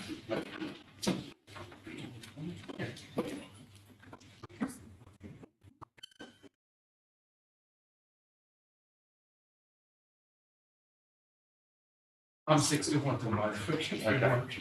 Thank you. Thanks for joining us again. Colleagues, questions? Yeah. Yes, Councillor Adam. Yeah, this strikes me here reading objection and response from the council say that the previous description of the development was incorrect at the time of submission. So what was wrong and how you correct it? So is the question to the applicant? Because Yeah, no, it's no problem. Yeah, we'll get a chance in a moment to ask officers that question. I have a question for the objectors in terms of the complaints about massing, predominantly. Is it more a question that you think if everything was applied for in one go, it would have been turned down because each individual one is just about acceptable, it gets through, but then you think overall the cumulative impact is too much massing, or is it more that this specific development in front of us tonight, you think adds sort of meaningful massing to the area? Well, frankly, it's a little bit of both.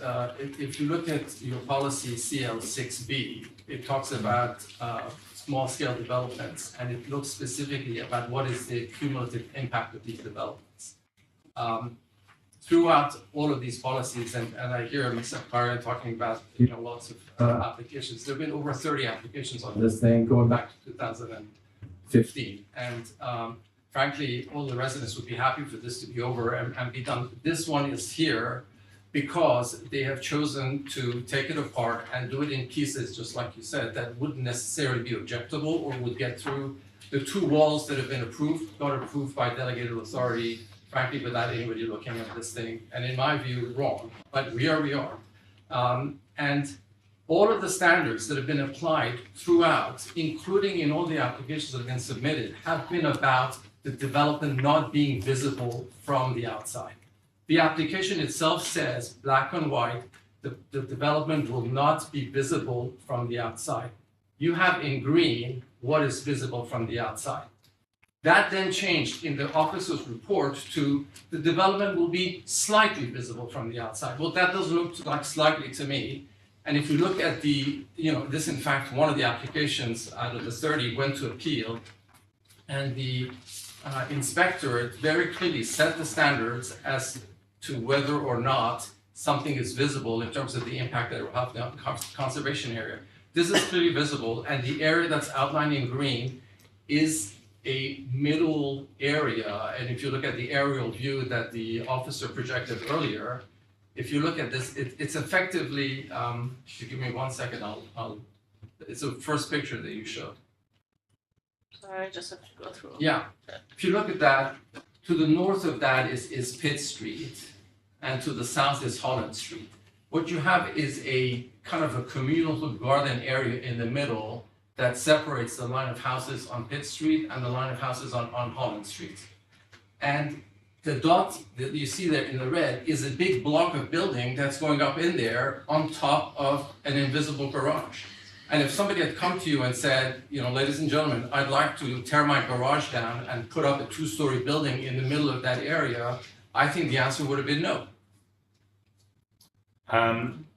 Thank you for that. Just to follow up on a couple of points. So I understand what you're saying there. Is there anything in your mind? It seems you don't have any objection with the materials or anything like that. It's just the presence of the building, which is the Councillor, with all respect, I think looking at the materials is, you know, missing the forest for the trees. We're not talking about this. In fact, there are absurdities in here. This is supposed to house air conditioning units, but the mansard roof has a 6.5 by 1.5 skylight. So you are allowing heat into the very space where you've installed air conditioning supposedly to cool it down. It's nonsense. It's an artifice for creating additional living space. And again, as I said, nothing against that, but this development, this is a big block that will sit. I mean, I'm sitting here, this is my window. They are putting a building up where Councillor Adam is sitting with a 2-meter wall. And there was nothing there. The next building was about 25 meters away before. Excuse me. Sorry, 1 second. But in terms of the visible impact of this, we've seen the view from the street. It's my understanding the wall it's up against. If we go to a bird's eye view, keep going. No, sorry, if you keep going.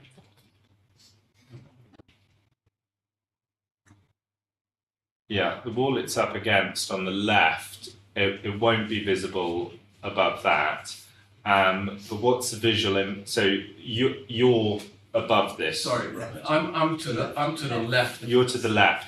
And And that's Hornton Street, Hornton Street coming in is along the the bottom. angle that goes. So this is up against the wall, and it's my understanding from the report that it does not go above that wall. So when That's incorrect, Councillor. It is. I mean, you saw that in one of the pictures. You have a square in green, which shows how visible this is going to be from Horton. Can we go to that That's picture? Horton Street, not from 60. Yeah.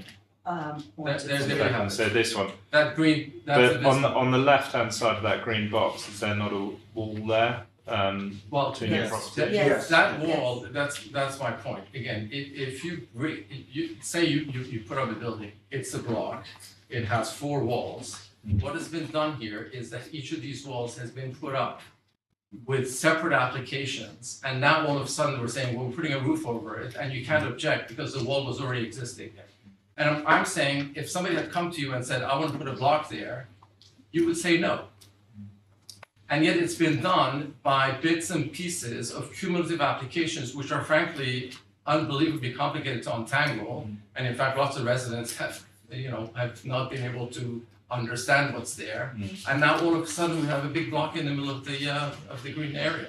Okay. Well, thank you. Well, I think the cumulative impact is a question we might explore with officers. But it's helpful. Thank you. Yes, Mr. Chairman, I've been asked, sorry. Is it in response to the question I asked? Yes, it's about visibility, because I've been asked to speak for the number 50 Holland Street. Right. That is a bit Okay. further down the Yeah. street. And could you get the section up from visibility from 50 Holland Street? The actual officer's report says that it would follow the profile of the eastern boundary wall that adjoins Holland Street. And you can see that it doesn't follow the profile, it sticks above the profile of Holland Street. It is set back, and I believe, now that is slightly misleading. It looks like the profile of the building is stepped in that way, but in fact that section relates to the meter area closest to the building.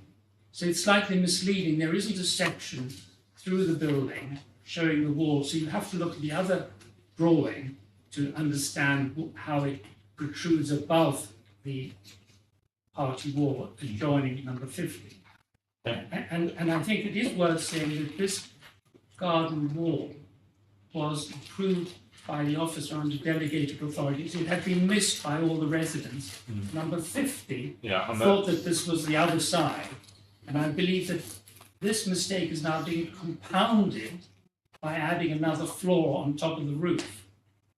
And as Mr. Tazbak said, when the original application was made some years back to raise the garage wall slightly, it was expressly said that the roof would not be visible. It wouldn't affect the visibility of the roof. Yeah. That would be kept below the boundary wall of Ormond Street. And the garden wall you're referring to is the one with number 50. That's right. Okay, and you're saying the cumulative impact of the wall and now going back is having an unacceptable visual impact. Okay, and that, colleagues.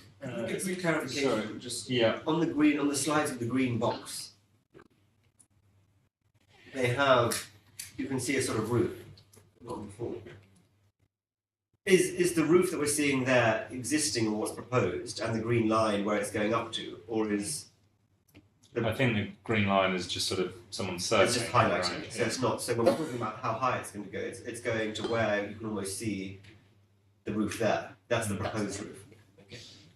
So yeah, to the applicant. So on this, do you feel what would your response be to that point, that you sort of have the wall and then you've got something going above the wall and there is a sort of cumulative impact which is has quite a large visual impact on the neighbours? Your thoughts?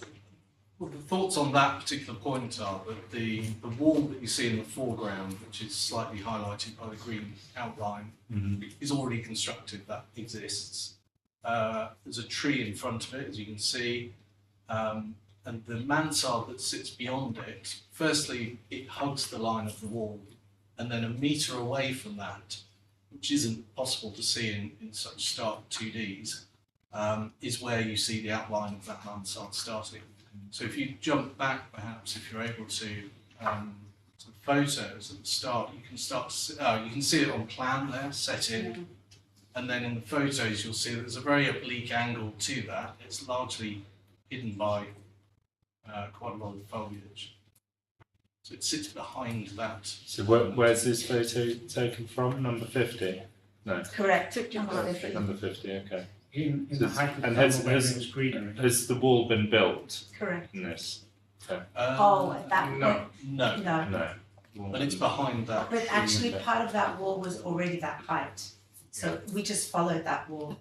Okay. So the Right. wall was actually that height at the very top. It's been doubled, the height has been doubled towards the rear. It is now twice the height of all the adjoining walls in the garden area of the back. Can we just respond to some of the points earlier? Not unless you're asked direct questions on it. I'm sorry. Otherwise, otherwise we could go, back and forth the whole time. Can we keep TV again? Colleagues, other questions? I guess two quick ones. One, to touch on the tree. As you mentioned, a nice tree being cut out. And we're obviously moving towards net biodiversity gain on planning applications. I was just wondering if you could comment on if there are any plans to plant a tree or bring something green back. Yes, because we've got outdoor space, so we're going to bring a lot of greenery back. And plant a tree. Yes. The tree, unfortunately, Was a very beautiful tree. It's an unplaned tree, so obviously quite common in the area, but was causing structural damage to the existing house.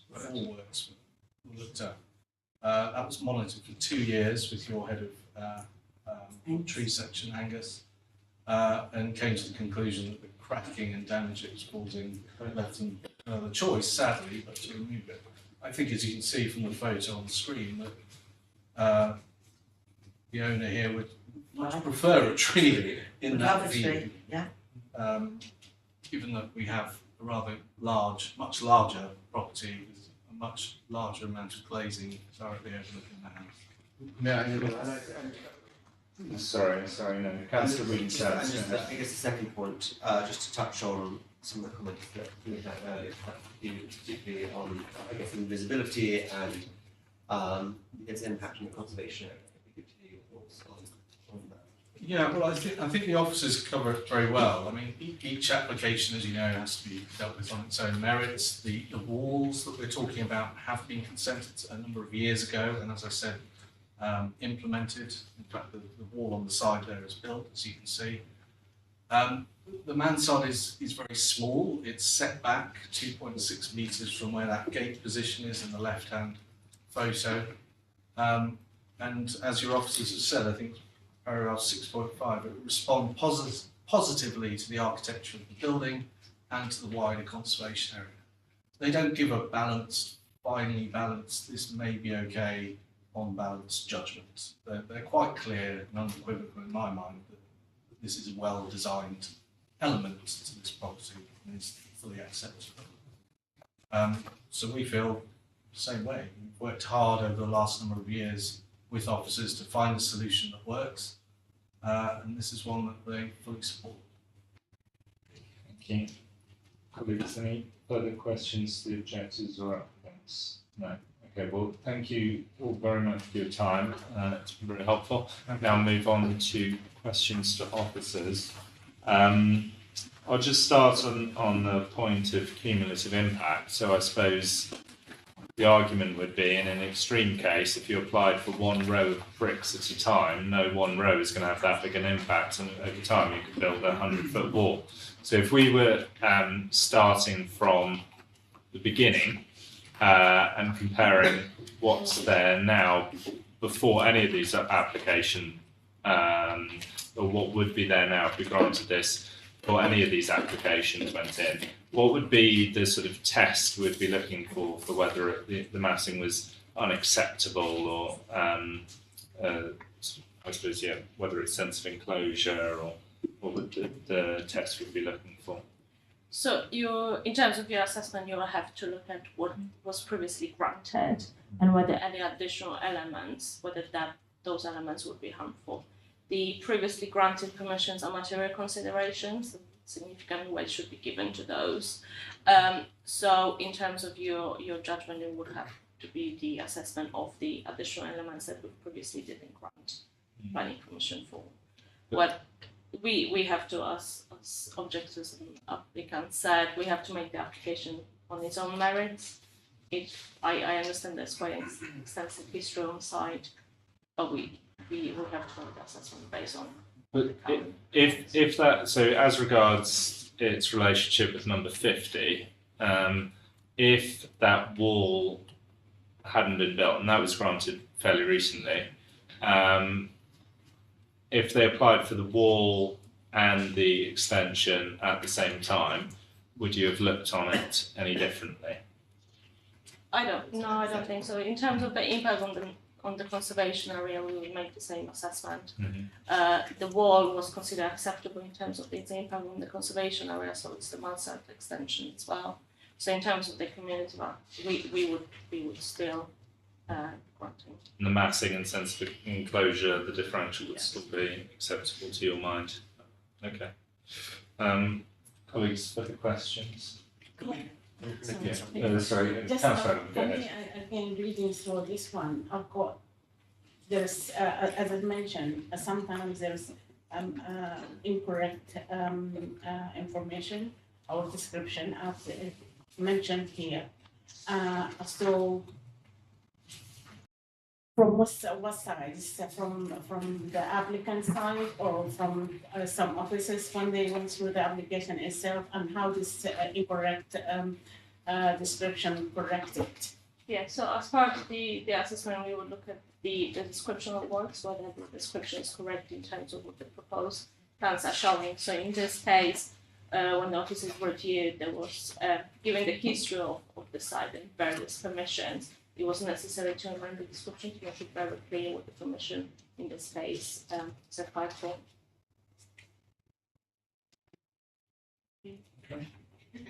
Councillor Mr. Chairman, just two things quickly. Firstly, in this case, we've got planning history going back to 1980. Yeah. So just again, highlight that for future reports. That it should be hopefully consistent with all of them. And secondly, my point about the tree. Is there anything we can do in terms of condition of landscaping or something to make sure that we can guarantee that? I believe the officers were they were looking at the previous conditions on previous proposals. Okay. As part of this application, we are recommending 2 conditions. There's no additional looping and topping of the existing trees and the protection of existing trees. There's no landscaping plan proposed as part of this application, but I can't say whether there are landscaping conditions in the previous I condition. don't know. I don't have those information. Yeah, it's I agree. It's good to get trees replaced and added to where possible, but probably in the more major applications is the opportunity to do that. So hopefully that has been done in our landscaping conditions already. Can we get then, just in terms of the biodiversity again, can we get perhaps some swift boxes in this roof? I'm not. I don't know whether that is a suitable location for swing boxes, but we can put informative possibly. I think there are certain locations that are suitable for buildings. Right. No. We could add an informative We for it to can be add investigated. That's something. Anything to make it as green as possible. I do want to point out on the plans, the plans do show some planting along the boundary with Horton Street. A few leaves are very different to a tree then. Yeah. Any other questions? No. Okay. In which case we proceed to a vote. Colleagues, any comments before we proceed to a vote?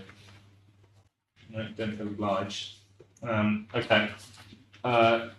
In which case we're adding 1 informative, I think. Yes, and Yeah. amended condition 9. And the amendment to condition 9, can you just remind me quickly what Yes, that the is? vehicle crossover, Okay, yeah. which was previously granted on the non-material amendment application. Okay. So the amendment to condition 9, the addition of an informative, not a condition, to investigate whether swift boxes would be an appropriate addition on this site. And recommend the planting of a tree as well, in the informative. Can we add that to the informative as well? See if it's appropriate. So yeah, they need to look against previous landscaping conditions already in place. So, but as an informative, I don't think that's a problem. Right. So we've heard the conditions and the informatives. The recommendation is to grant. Councillor Whedon Sands. Councillor Adam. Councillor Dury. None also in favour, so that's passed unanimously. And thank you everyone for your time.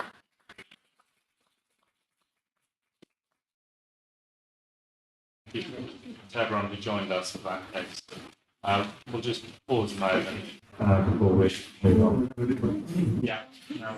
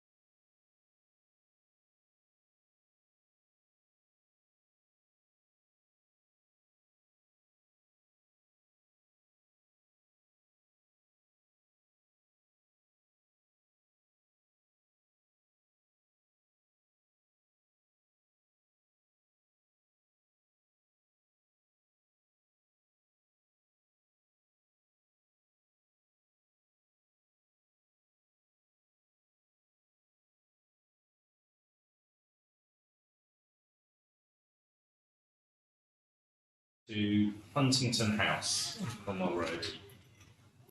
Thank you, Chairman. So this application is seeking variation of condition 26 to allow hotel facilities for non-guest use, and for removal of condition 40 that prohibits tables and chairs in the garden in connection with dining and drinking facilities. This is just the area view showing the application site. Next slide. So on the left-hand side with the original condition 26, we state that all facilities within the hotel permitted only for hotel guests, and then the recommended condition 33 on the right-hand side, allowing non-guests to use the facilities within the hotel. And then condition 40 of the original commission on the left-hand side, which restricted use tables and chairs at the rear garden, and the proposed condition 33, which allows outdoor furniture in the rear garden for 1 year as a trial period. And I would like to draw your attention to the addendum report. It's just additional sentence within the report, and that concludes my presentation. Thank you. Thank you very much. So we don't have any speakers this case, so colleagues, questions for officers?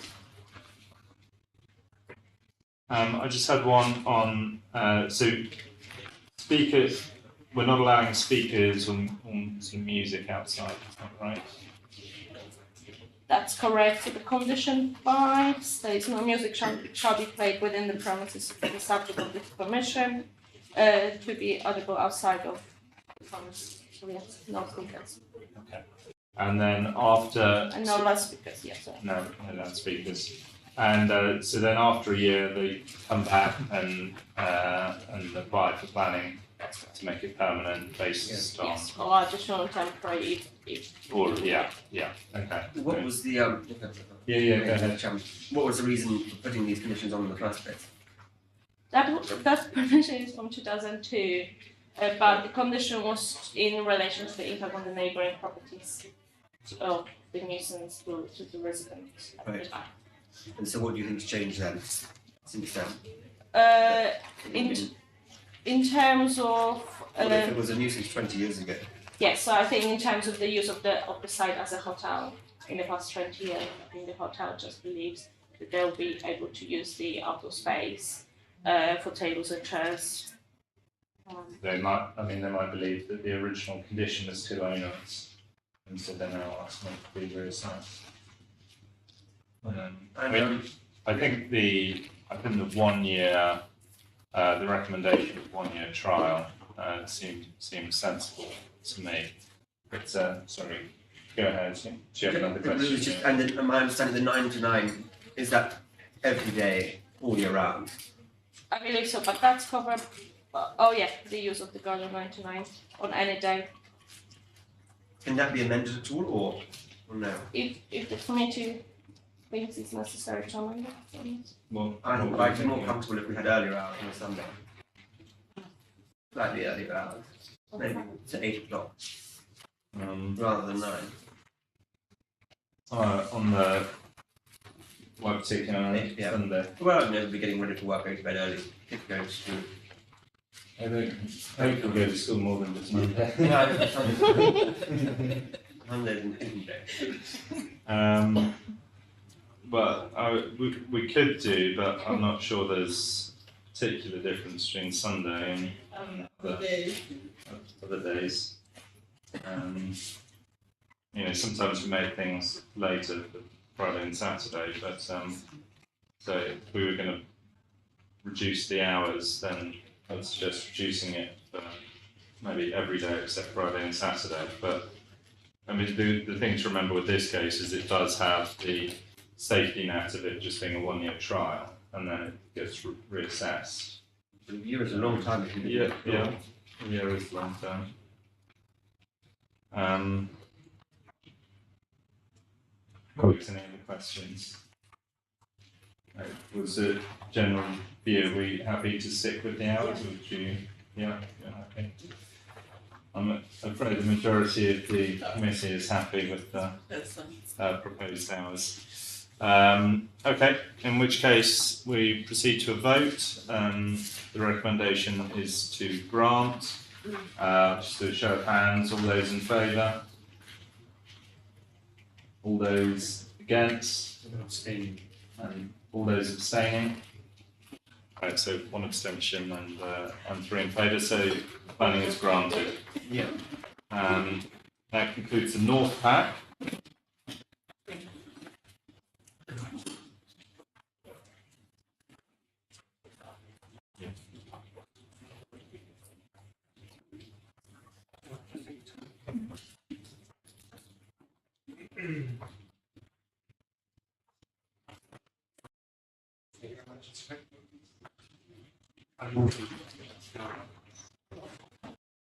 In zip to the rest of it. Yeah.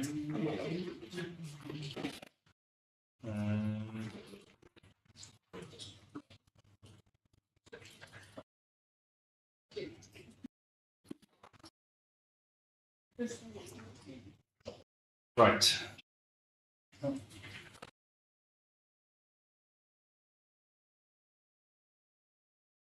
We now move on to Park Walk Primary School. Evening Chairman, evening members. This is Park Walk Primary School. The proposal before you is for the renewal of the existing surface finish, which consists of rubber crumb and artificial grass. At the same time, relocation of one number of pedestrian access gates, which was previously extended last year.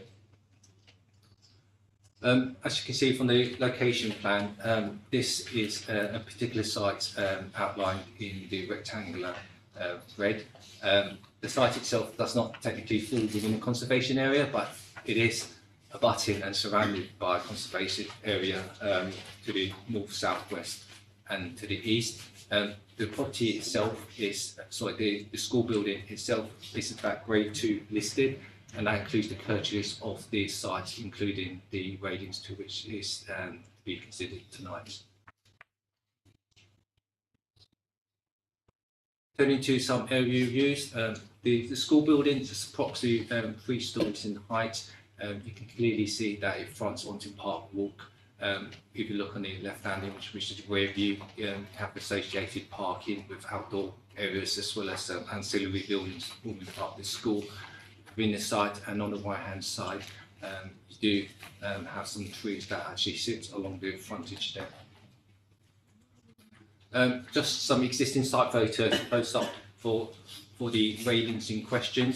So this is on Park Walk itself. You can clearly see the frontage of the school fronting the Park Walk. It's consisting of black iron grout railings with some form of sheeting, because obviously behind that you have the early years play area externally that's also proposed as part of this proposal, which I will refer to in the coming slides. So the existing and proposed elevations, they're very minor in terms of the external manifestations. What you can make out on the on the bottom, on the left-hand side, you have one small opening, and further along as you move towards the right, there is a further pedestrian opening, which coincidentally was relocated as part of the previous planning approval and associated listed building consent of last year. So there's 2 pedestrian openings onto Park Walk itself. So moving on to the existing proposed plans, this gives you indication on the extent of the early years playground that actually sits behind the proposed railing treatment in terms of the pedestrian openings.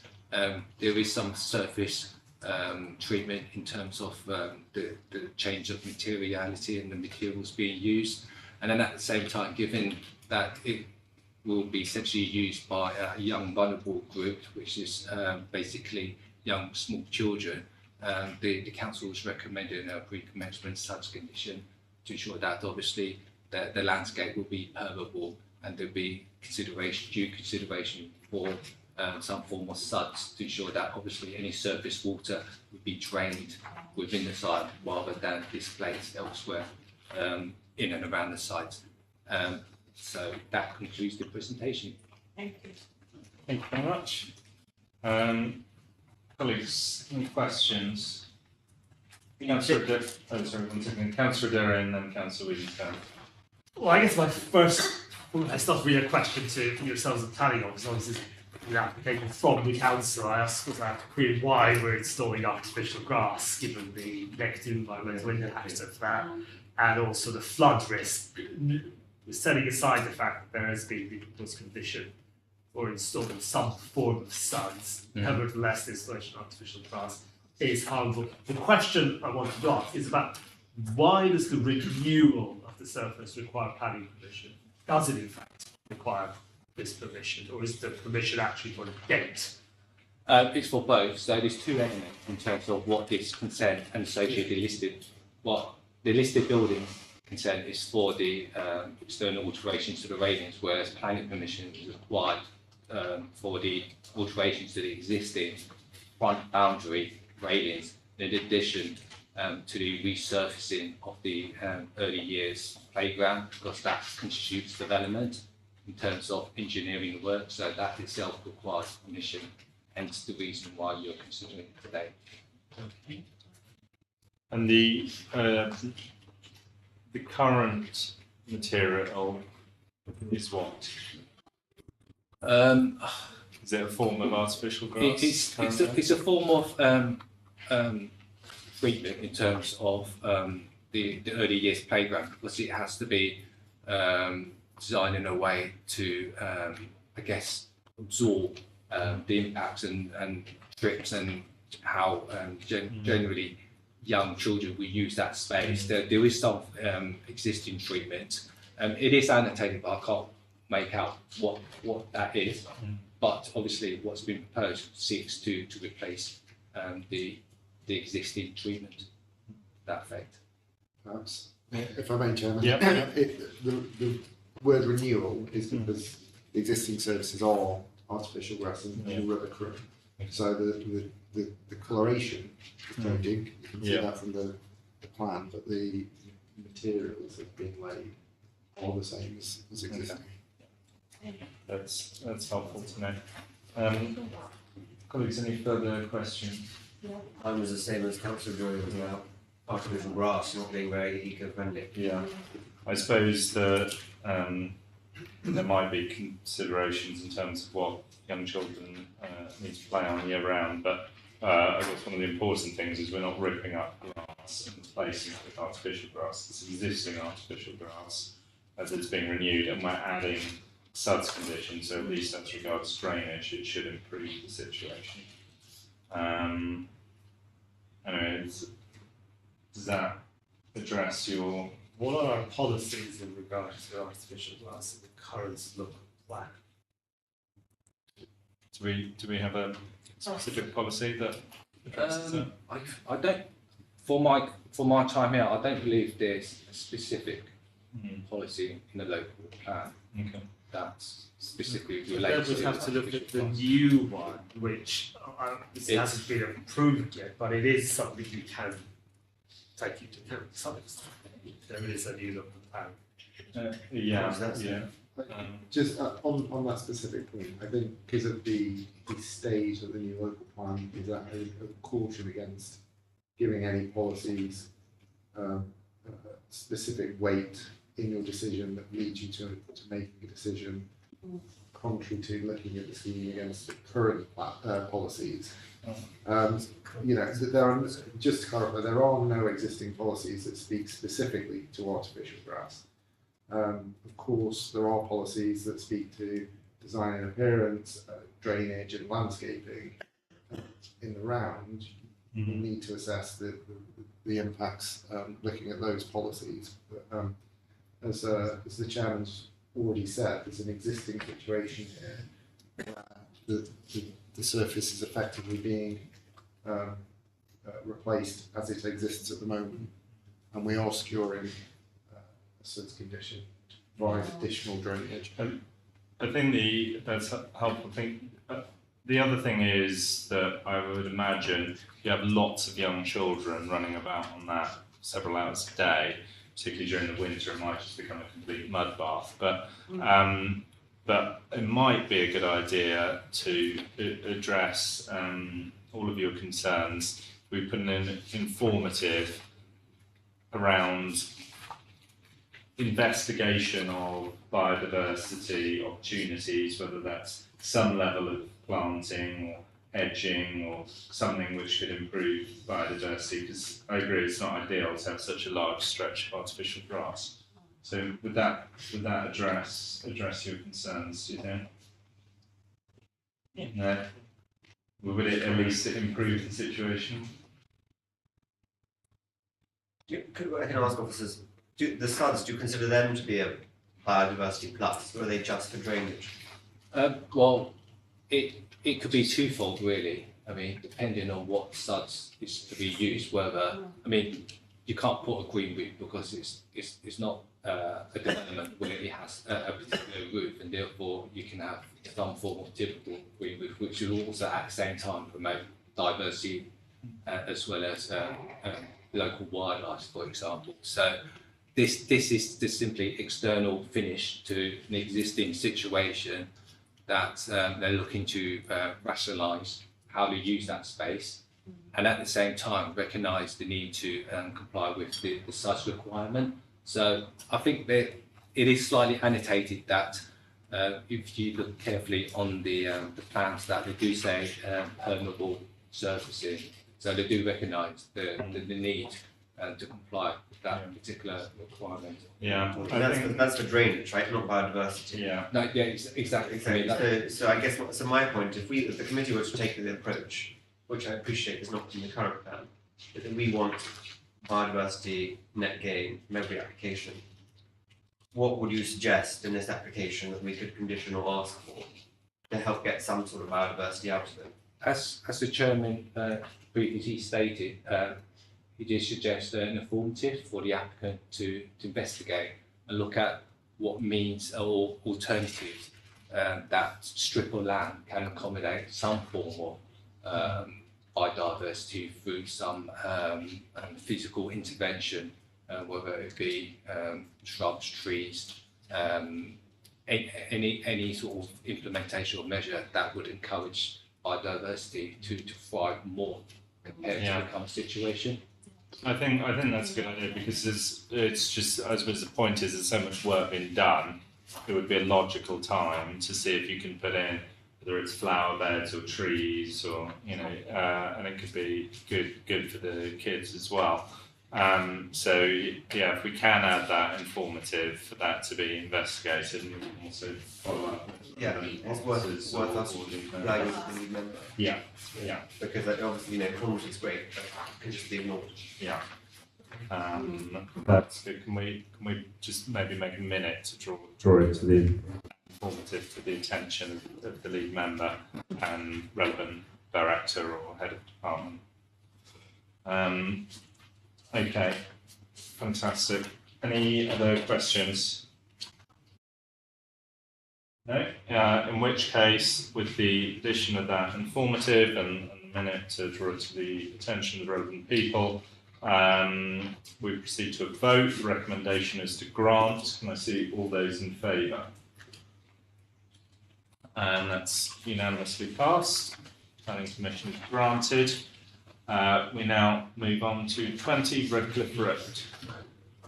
Oh, sorry, there's listed building consent. Forgot about that. The recommendation for listed building consent is to grant. All those in favour?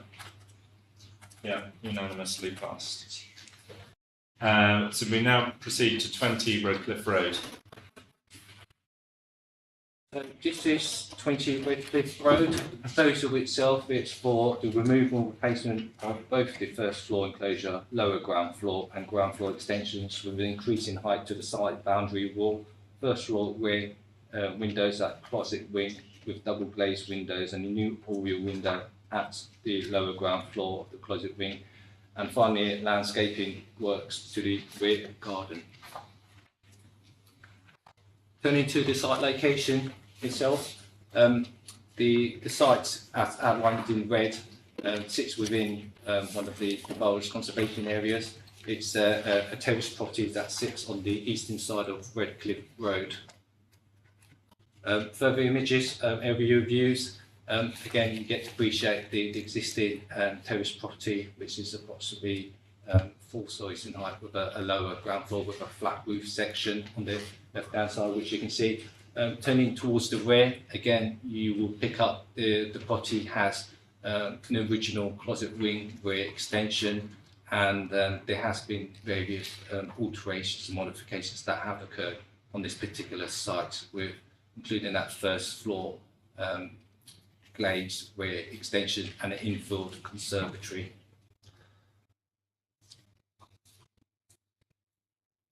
Just moving on to some existing site photos. Again, the one on the left, that's the property from the front. Then turning to the back for the remaining photos, you can clearly see the glass infill extension that currently lies within the site that was granted permission approximately 12 years ago. And you can see the stairs that lead down into the rear garden of the subject site. The 2 images on the bottom are just opposite views looking in either direction of from the rear garden in each direction of the terrace at either side.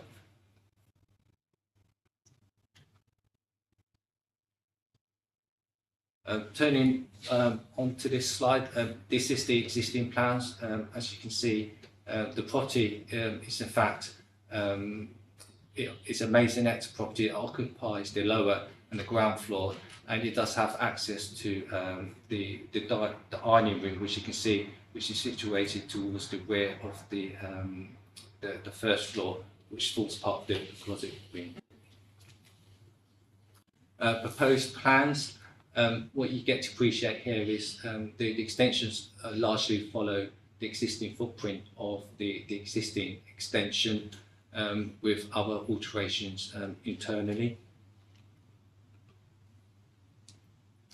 Turning to the existing proposed rear elevation, again you can clearly see the extensions, especially the infill section at lower and ground floor design, as well as the overall height of it will be no higher than the existing built form, as well as the new treatment to the extension at first floor level to the back of the existing closet wing.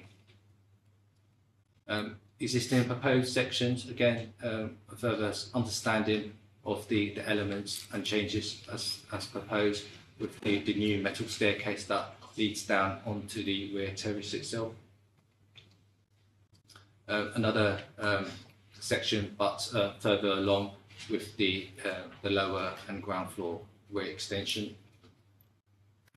And finally, the proposed CGI, which you can clearly make out that the existing conservatory will be broken up and it will be reconstructed with a taller brick party wall with a glazed section along the common boundary.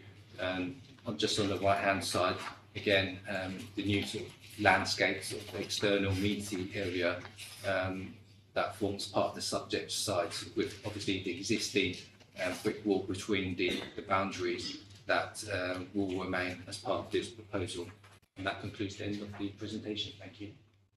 Thank you very much. Colleagues, any questions? I have one about the wall. So it's currently fully glazed, is that right?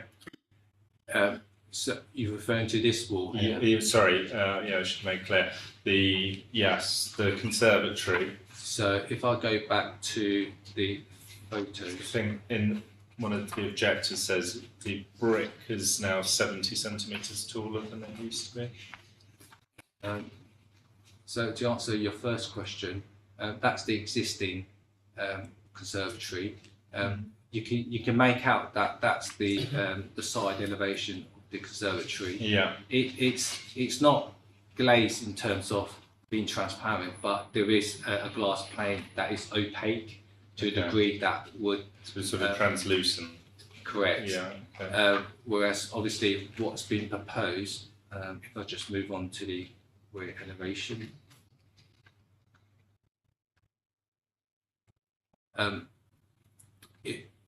although the brickwork will be built up against along the common boundary, in fact, if you take the highest point of the replacement infill extension, it would in fact be no higher than the highest point of the existing conservatory. Comes out more at that. Yes, so it's just the design, the way it pitches down. Rather, it pitches down from the common boundary rather than the back wall of the subject site. But it would be no higher in terms of their overall height. And it comes right out to the party wall rather than being kept back. Yes, so if I flick back to that CGI.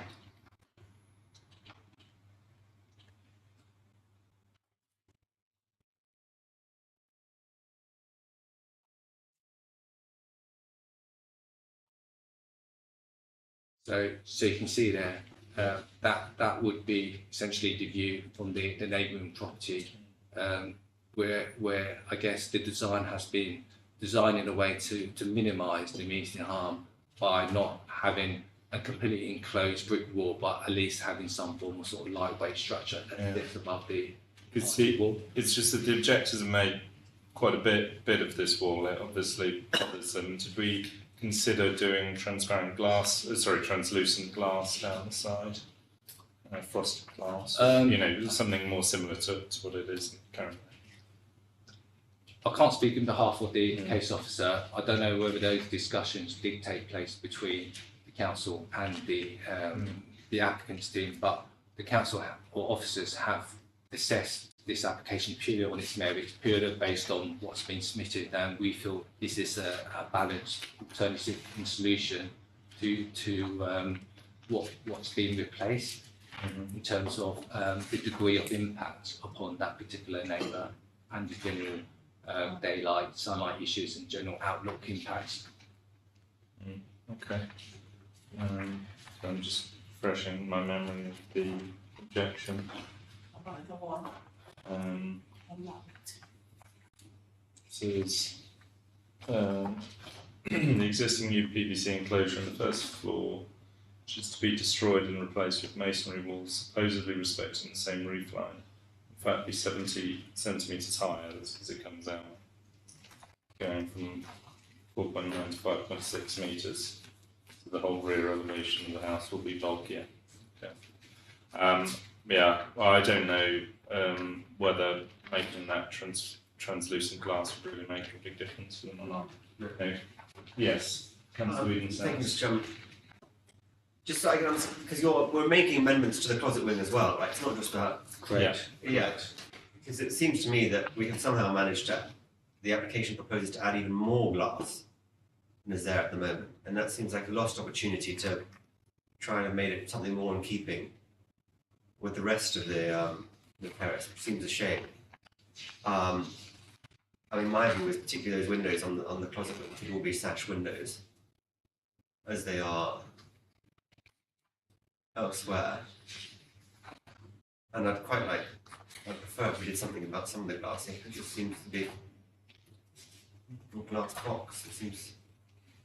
So let's take this one at a time. So the window It's the window above the staircase that's coming out. Yeah. I think that should be sash windows, like the one on the other side of the closet wing. Do you have a let me go to the photograph or?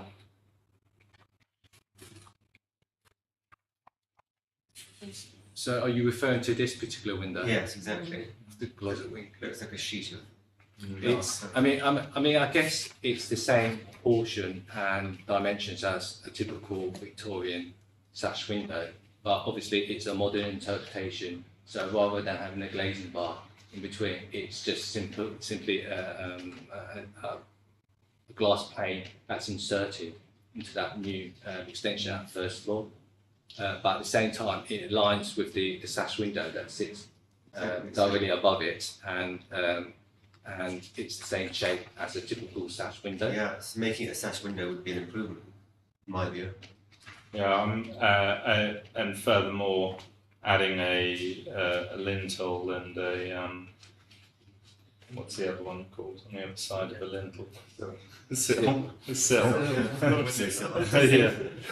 Adding a lintel and a sill to make it match, because the one above has that. Yeah. And so it does seem to. I guess the reason why the architect designed it like that is because obviously it is to conform with the rest of the development that sits below it, because obviously those are more modern interpretations. We can move on to those next. Whereas obviously the window directly above that is original, but that sits in the background, whereas this element would actually sit forward of. So that would read all as one modern intervention that runs from first floor down to the lower ground floor level. I think the phrase modern intervention might be a red rag. Yeah, I think you're digging a hole. With Councillor Eden's sense. So for just on the point of the lintel, there is one on the modern intervention door beneath, but there isn't one there. I think perhaps we need to add a condition to take another look at the types of windows and probably the materiality, with a direction that it should, as far as is possible, match the traditional ones in the building next door. Can we do that by condition? They certainly can. So you can have conditions seeking those details, or you can have a specific condition to match the existing sash window. So this condition. Holistically, we want to include. I think we want to include downstairs as well. Yeah. Because if you look on the right, you've got, presumably that's a door as well. Yeah. On the right hand side, and that looks a lot nicer than just the panes of glass. Mm. I think it all needs to be reviewed together. So your middle window to be traditional sash to match the neighbouring property, and the one beneath it, obviously it's slightly different shape, so we can't make it identical, but to sort of review the materiality and type of window to make it blend in as much as possible with the other windows. Yeah, so we can impose an additional condition, in fact requiring those details of all the openings to this new rear closet wing elevations to show that obviously it's respectful of its surroundings and it's more traditional in appearance. Yeah. I think that's a good idea, because you might exactly as you say, the bottom doors underneath the conservatory, they might need to be tweaked to look more like the traditional windows as well. So I think that's where, if we condition that for that all to be reviewed coherently. So just to make it clear, we're talking about just the closet wing, we're not talking about this. That as well. Well, because those windows are obviously supposed to match the sliding doors down beneath the conservatory. So I don't know what materials they are. I mean, they are sliding doors, so it's a bit different. But if they're Chairman, sorry, go ahead. Sorry, because we're sat here and we're effectively redesigning their scheme at the committee. If you don't think the design, the appearance of the proposals are acceptable, which seems to be every element you're discussing, then we don't condition that they completely redesign that. Effectively, you're saying the scheme is unacceptable. But what I would caution against, and perhaps just having a look through some of the photographs in your pack, is just how visible some of these openings are going to be. Your personal preferences, of course, are not how you should be making decisions, but whether the impact on the conservation area generally, and some of the openings, particularly at lower ground floor, may not be visible from outside the site, and therefore lower. Lower ground perhaps, but this photo in the pack suggests that everything is highly visible, apart from lower ground perhaps. The rest of it is highly visible from the rooms opposite. So maybe we forget about the lower ground floor, which is not very visible. But I think the condition we're coming to on the closet wing on the upper ground and first floor. I think a condition specifically dealing with the windows on the closet wing at the upper and upper ground floor and first floor. Yeah. I think we could deal with that by condition. I think if we're going to go beyond that, I think we're getting into the territory of really you have a fundamental objection proposal before you. Okay, that's a fair point. Thank you. So let's stick with first floor and upper ground floor as a condition, and then if that doesn't go far enough, the members and you have to vote against it. Is that including on the right? Yeah. No, it'd be on the closet wing. I don't think we could really redesign the conservatory. So it'd be on the window on the first floor of the closet wing, and the window on the upper ground floor of the closet wing. And by window, that also includes looking at the sill and the lintel.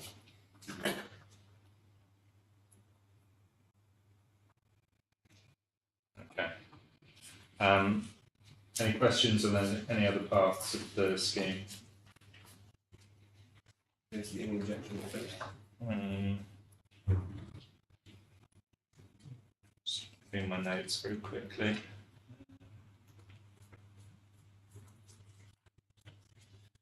Sorry, just going back to the wall that's going to be built on the side of the conservatory. In terms of the impact of sense of enclosure, yes, perfect. So the impact of sense of enclosure or daylight coming through, that's predominantly on top of the sort of lower ground floor skylight on the neighbouring property. That's right, isn't it? Yes. So is we're saying very minimal in terms of change to daylight or. I mean, officers have assessed the lower ground floor because there's an infill at that level. In addition to that, you can have ground floor windows of the neighbouring property. So officers have considered the degree of impact to all those openings, and the fact that currently there is an existing conservatory that exists on the site, so there is a degree of harm. And officers has also weighed that up against what's being proposed in front of you, which is slightly larger in form, slightly closer to the boundary, but on balance we don't feel the degree of harm would be so significant that we will not support the proposal on the amenity grounds. It's no doubt there will be a degree of loss, but we don't consider it to be so significant. In fact, looking at the images submitted by the projector, it looks like to go any further out, they're going to have to build on that boundary wall. So presumably there'll have to be a boundary wall agreement. Yeah, a party wall agreement. Sorry, party wall agreement. Yeah. Okay. Colleagues, any further questions? No, I mean, I disagree with the assessment that changing the glass on the right-hand side changes the nature of the application, but I've not gone as far as. Okay. Yeah, well, I just think that there's so much glass there, I just think it's ugly. And if you can, as we know from an application you've set, Mr. Chairman, if you can change the glass of a big great tower in the middle of two buildings, if that doesn't materially change the application, then I don't see how fiddling around with glass here does. But so, what change would you propose to the conservatory? I think I really like the solid panes. It's just one long pane. And obviously it's not a window, so you can't make a sash. But if there was some sort of division in the middle to make it look like more in keeping with the rest of them. I think, Chairman, if I may, that I think trying to it's trying to redesign the conservatory, and because we can't be crystal clear and specific about what change would make it acceptable and fully understand that, it would be more asking the applicant to submit an alternative design, then that's not something that should be dealt with under committee. The scale of this proposal is fairly minor.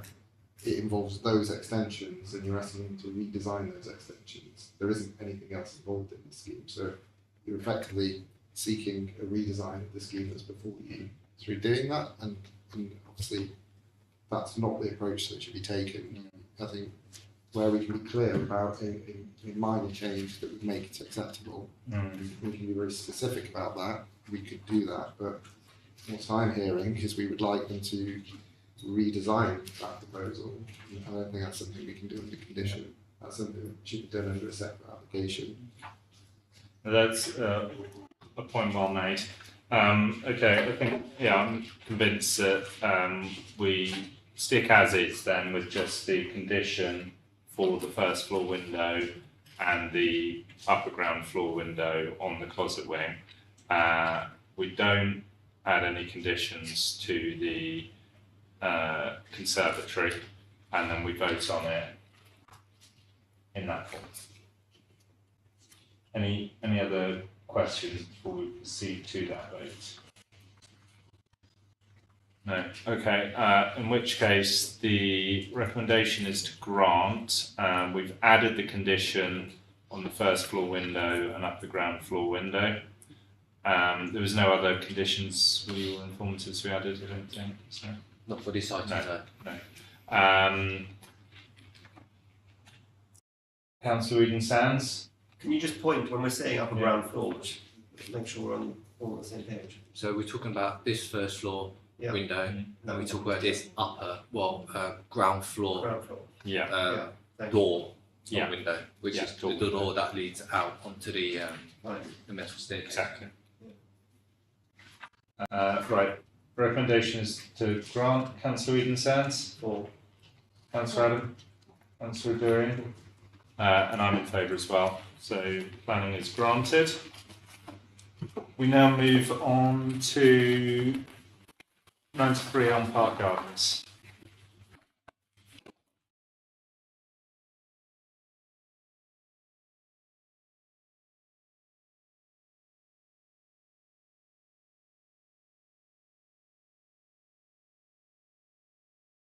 So this is an application that seeks consent to amalgamate flats 36 and 37 to create a single residential planning unit at 93 Elm Park Gardens. There are no external alterations to the building proposed as part of this application, it's internal only. So the application site sits to the southern extent of Elm Park Gardens and to the east of Fulham Road. It's a 7-storey building comprised of a number of flats, and the proposal in question relates to flats on the 5th floor.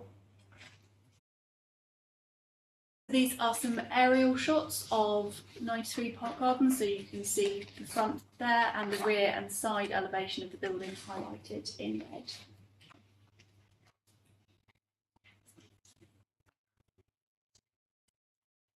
So these are some existing photos of the site, highlighted the external openings of the building that are relevant to the application in red. So we have the front elevation here, the side and the rear, and you'll notice on the far right hand side is a picture from the balcony of one of the flats. Question.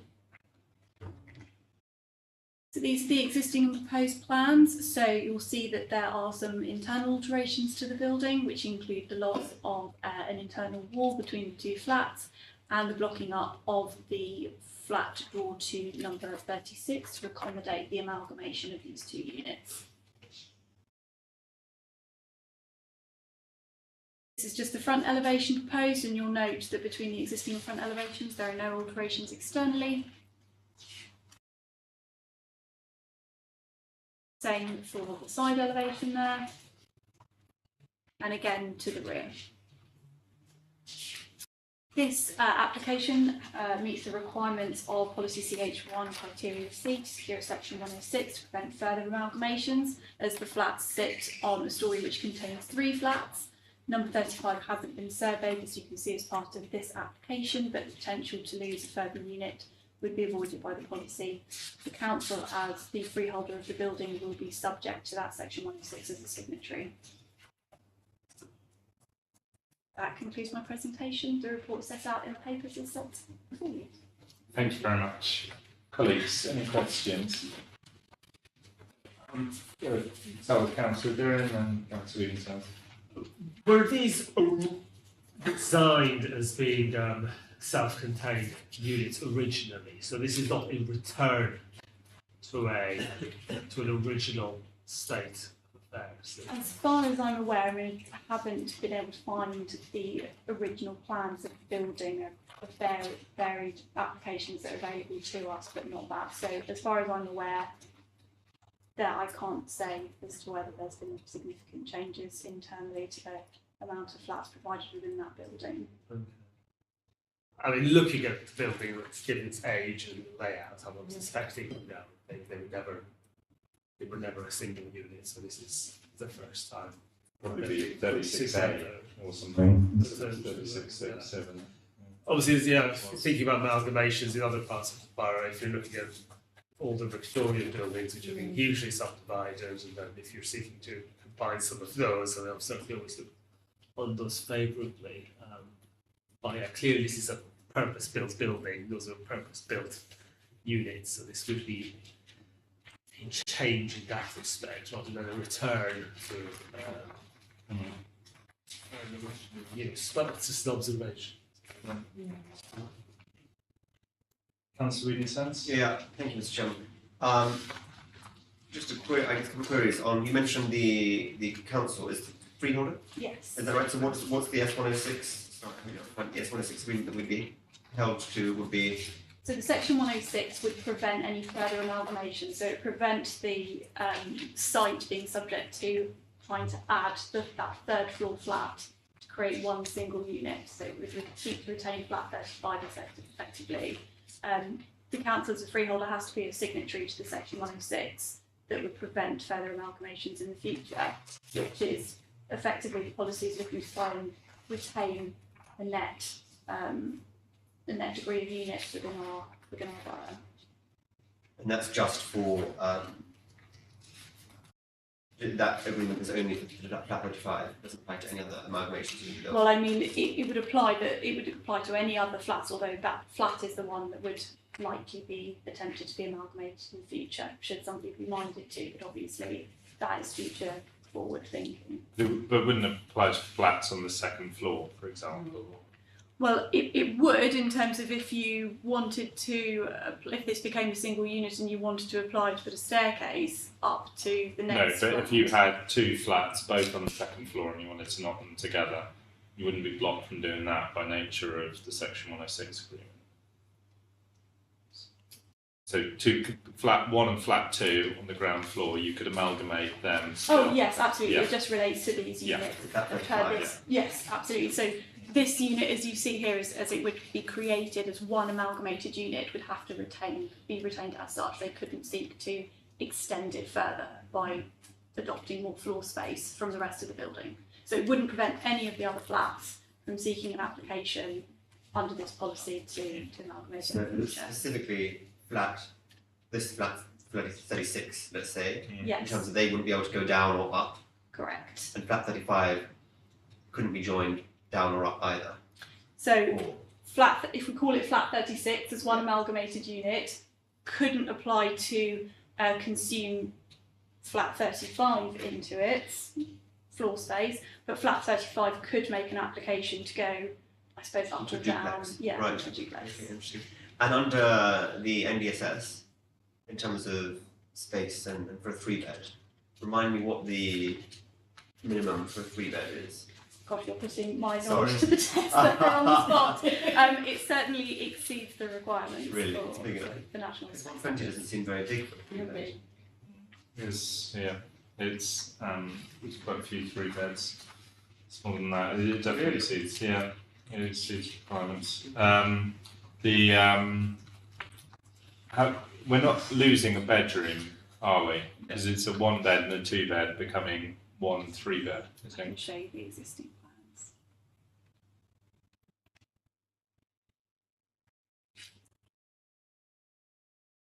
So there you go, you've got the existing plans there which show a 1-bedroom, and it actually creates an additional bedroom, although of course that office space potentially could be have a flexible use, so it retains the degree. We're certainly, so we're not housing fewer people, we're just getting people a bit cosier together. Okay, no further questions from me, colleagues, any further questions? Presumably the S106 can't be waived at this stage. In terms of If we were happy with the application without the S106 agreement? Well, the Section 106 agreement is still in the works, so the recommendation that's been set out before members, if I turn you to your pack, is to grant planning permission subject to satisfactory completion of the Section 106 and the listed conditions, but to refuse planning permission if we fail to reach an agreement on that Section 106 agreement by the 30th of June, so effectively 3 months. So it would be for members to decide whether they wish to grant the application without a Section 106. However, the policy, which is broken down into parts B and C, part C specifically seeks to secure Section 106 so that we don't see a cumulative loss of units through amalgamations across the borough as a whole, which of course we then have to look to provide in future thinking through a local plan where we have to meet specific housing tests and number of units within the borough. So we recommend the Section 106 agreement in order to prevent that from occurring in the future. Yes, go ahead. Yeah, have the council, have they tried this before in different properties or buildings for this one, or is this the first time? And also I would like to know the age of the building itself, if you have any information. So in terms of the application, yes, we've had a number of applications for amalgamations. The policy which allows it has been part of the 2019 local plan. So yes, there's been a number of applications of this type. As to the specific age of the building, I'm terribly sorry, I couldn't tell you. Certainly, to me, it looks to exceed sort of the 70s, 60s in terms of its architectural design, but I couldn't give you a specific date. Just to answer Councillor Wheaton's answer, Aaron's very kindly looked after me, so it would be 75. No, sorry, 95 square metres is the minimum. For 3 bedroom, 6 person, which is basically 3 double bedrooms across the unit. On the Section 106 was I can't remember.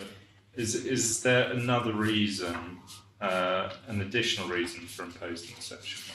Yeah, so we don't always impose them if the applicant has effectively accommodated about 170 square metres, because that's the threshold up to which you can amalgamate under that policy. So because this application sits below that 170 square metres by quite some way, there's some flexibility within that for them to potentially further amalgamate, and that could affect the amenity value of flat number 35 in terms of its minimum space standards, because technically if you sort of exceeded into the floor space of number 35 and came up to 170 square metre mark, you might not be losing a net unit, but you might be affecting the amenity standards of that existing unit. So there's a number of sort of complex reasons as to why that condition was formulated and found appropriate. So rather than take on all of 35, you take a chunk out of it and leave a rump sort of slightly useless space. Okay. Sure. Well, and would the, just for clarification, so would the S106 agreement prevent that? Yes, because this unit, so what we're going to call flat 36, as it's created, wouldn't be able to amalgamate further. Actually, do we know how big flat 35 is in terms of? It's not been surveyed. Right. I did some crude measurements, and effectively, I think if flat 36, as we're calling it, were to amalgamate, it would go to 179 square metres, including. So just over. So just over. It's crude and it's not surveyed, so I wouldn't want you to rely on that particular information. So it could potentially be smaller. Did I understand correctly that the council is the freeholder? The council is the freeholder. So the council would say no to future amalgamations if we own the building. There's no need for a Section 106, presumably. The council can decide what happens in the building. does the freeholder have that? Well, so at the moment, building, the Section 106 is with our legal team, and we've also approached the relevant departments within the council who would need to be signatory to the agreement, and that's being worked out, and that's precisely why we've broken down the recommendation such that if we can't reach an agreement and if the council says it's not willing to sign up to Section 106, the application would be refused. But without, I think Seems Councillor quite Dorian's question is, unlikely. without the S106, could the relevant department who we liaise with turn around and just say, no, we don't agree with this? That's a legal question that would sit outside of our planning I considerations. see. this I mean, evening. these are all very valid points, but I think there's going to be no practical difference in terms of the outcome. So I suggest we move on. Just interesting to know. No, it's interesting, but I don't think there'll be any practical difference. Are we happy to move to vote? Right. Do show of hands. Recommendation is to grant. All those in favour. All those against. All those abstaining. 3 in favour, 1 abstention. Planning is granted. We'll now move to our final case, 15 Fernshaw Road.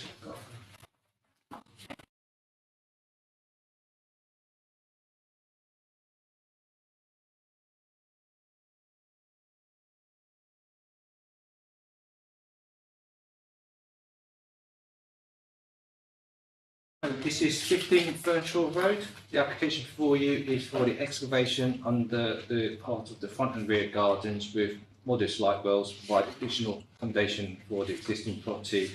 Also includes lowering of the existing lower ground floor slab to improve the floor to ceiling heights, as well as the rear infill extension at lower ground and upper floor levels, and finally the installation of roof lights on the main roof itself. So moving to the first slide, the site location of the subject site outlined in red. You can clearly see that it sits on the eastern side of Fernshaw Road, and currently it comprises an end of the terrace property, and at the same time it does fall within one of the designated conservation areas. Moving on to the area views. This gives you an appreciation of the end of terrace properties, which is the subject site. On the top right hand image, you can make out the site in question, which currently possess an existing closet wing rear extension, as well as notably other extensions that have occurred within the terrace itself. Turning to the existing site photos, the top images shows you the existing end of terrace property from when you view the property from at street level on the street, whereas along the bottom you can get to appreciate the existing 3-storey rear closet wing, as well as the rear garden area. So the bottom right, you have images or various views looking away from the site towards the opposite properties towards the rear. Moving on to the existing proposed lower ground floor, you can see the existing lower ground floor on the top image, whereas in contrast you have the proposed. Again, you get to appreciate the extent of the development being proposed at the lower ground floor level, which sits slightly beyond the existing footprint of the existing property and within the front and rear gardens.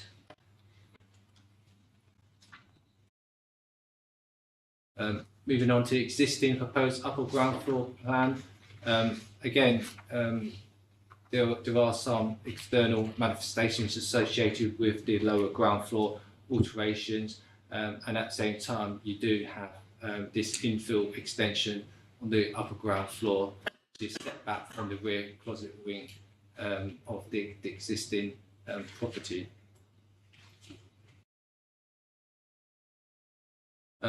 And finally, existing proposed roof plans. Part of the proposal seeks to install roof lights on the main roof, flat roof section itself. These roof lights would not be readily visible from the public realm, as well as the private windows of the surrounding properties. Existing proposed section, this gives you a better indication of the extent of the works, especially at lower ground floor level, with the improved floor to ceiling height of the new accommodation at lower ground floor, as well as the extent of the extensions that extend front and back beyond the existing footprint of the building. And finally, existing proposed elevations.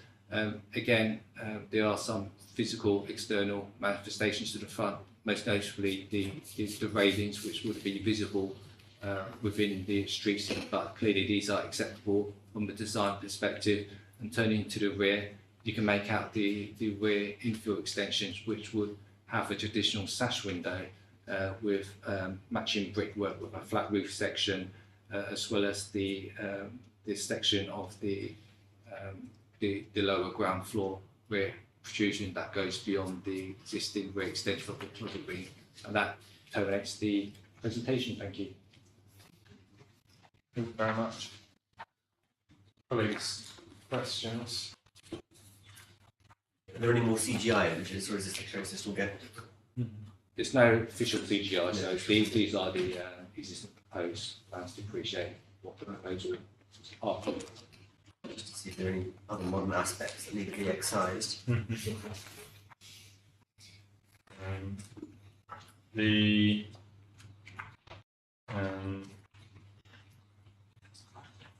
infill, can we just clarify, yeah, there is precedent already on the street, isn't there? Well, there's one very large. Yeah, there is at least one precedent of a upper ground floor extension towards the upper end of the terrace row, whereas in fact that particular example is much larger in terms of footprint scale. So this is quite a modest or typical infill extension. It is set back from the rear closet wing, which officers recommend to preserve this subservience appearance in relation to the closet wing. It has been designed with matching brickwork, with the lintels and sills, as sash windows, which is typical of these Victorian era property. And officers are supportive of its overall size and design of it to that end. Yeah. Any other questions? No? Okay, in which case we proceed to a vote. The recommendation is to grant. Just do a show of hands, all those in favour. That's unanimously in favour.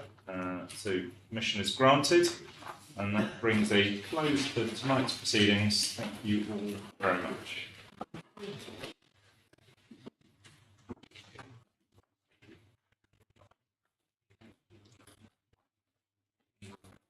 Cases.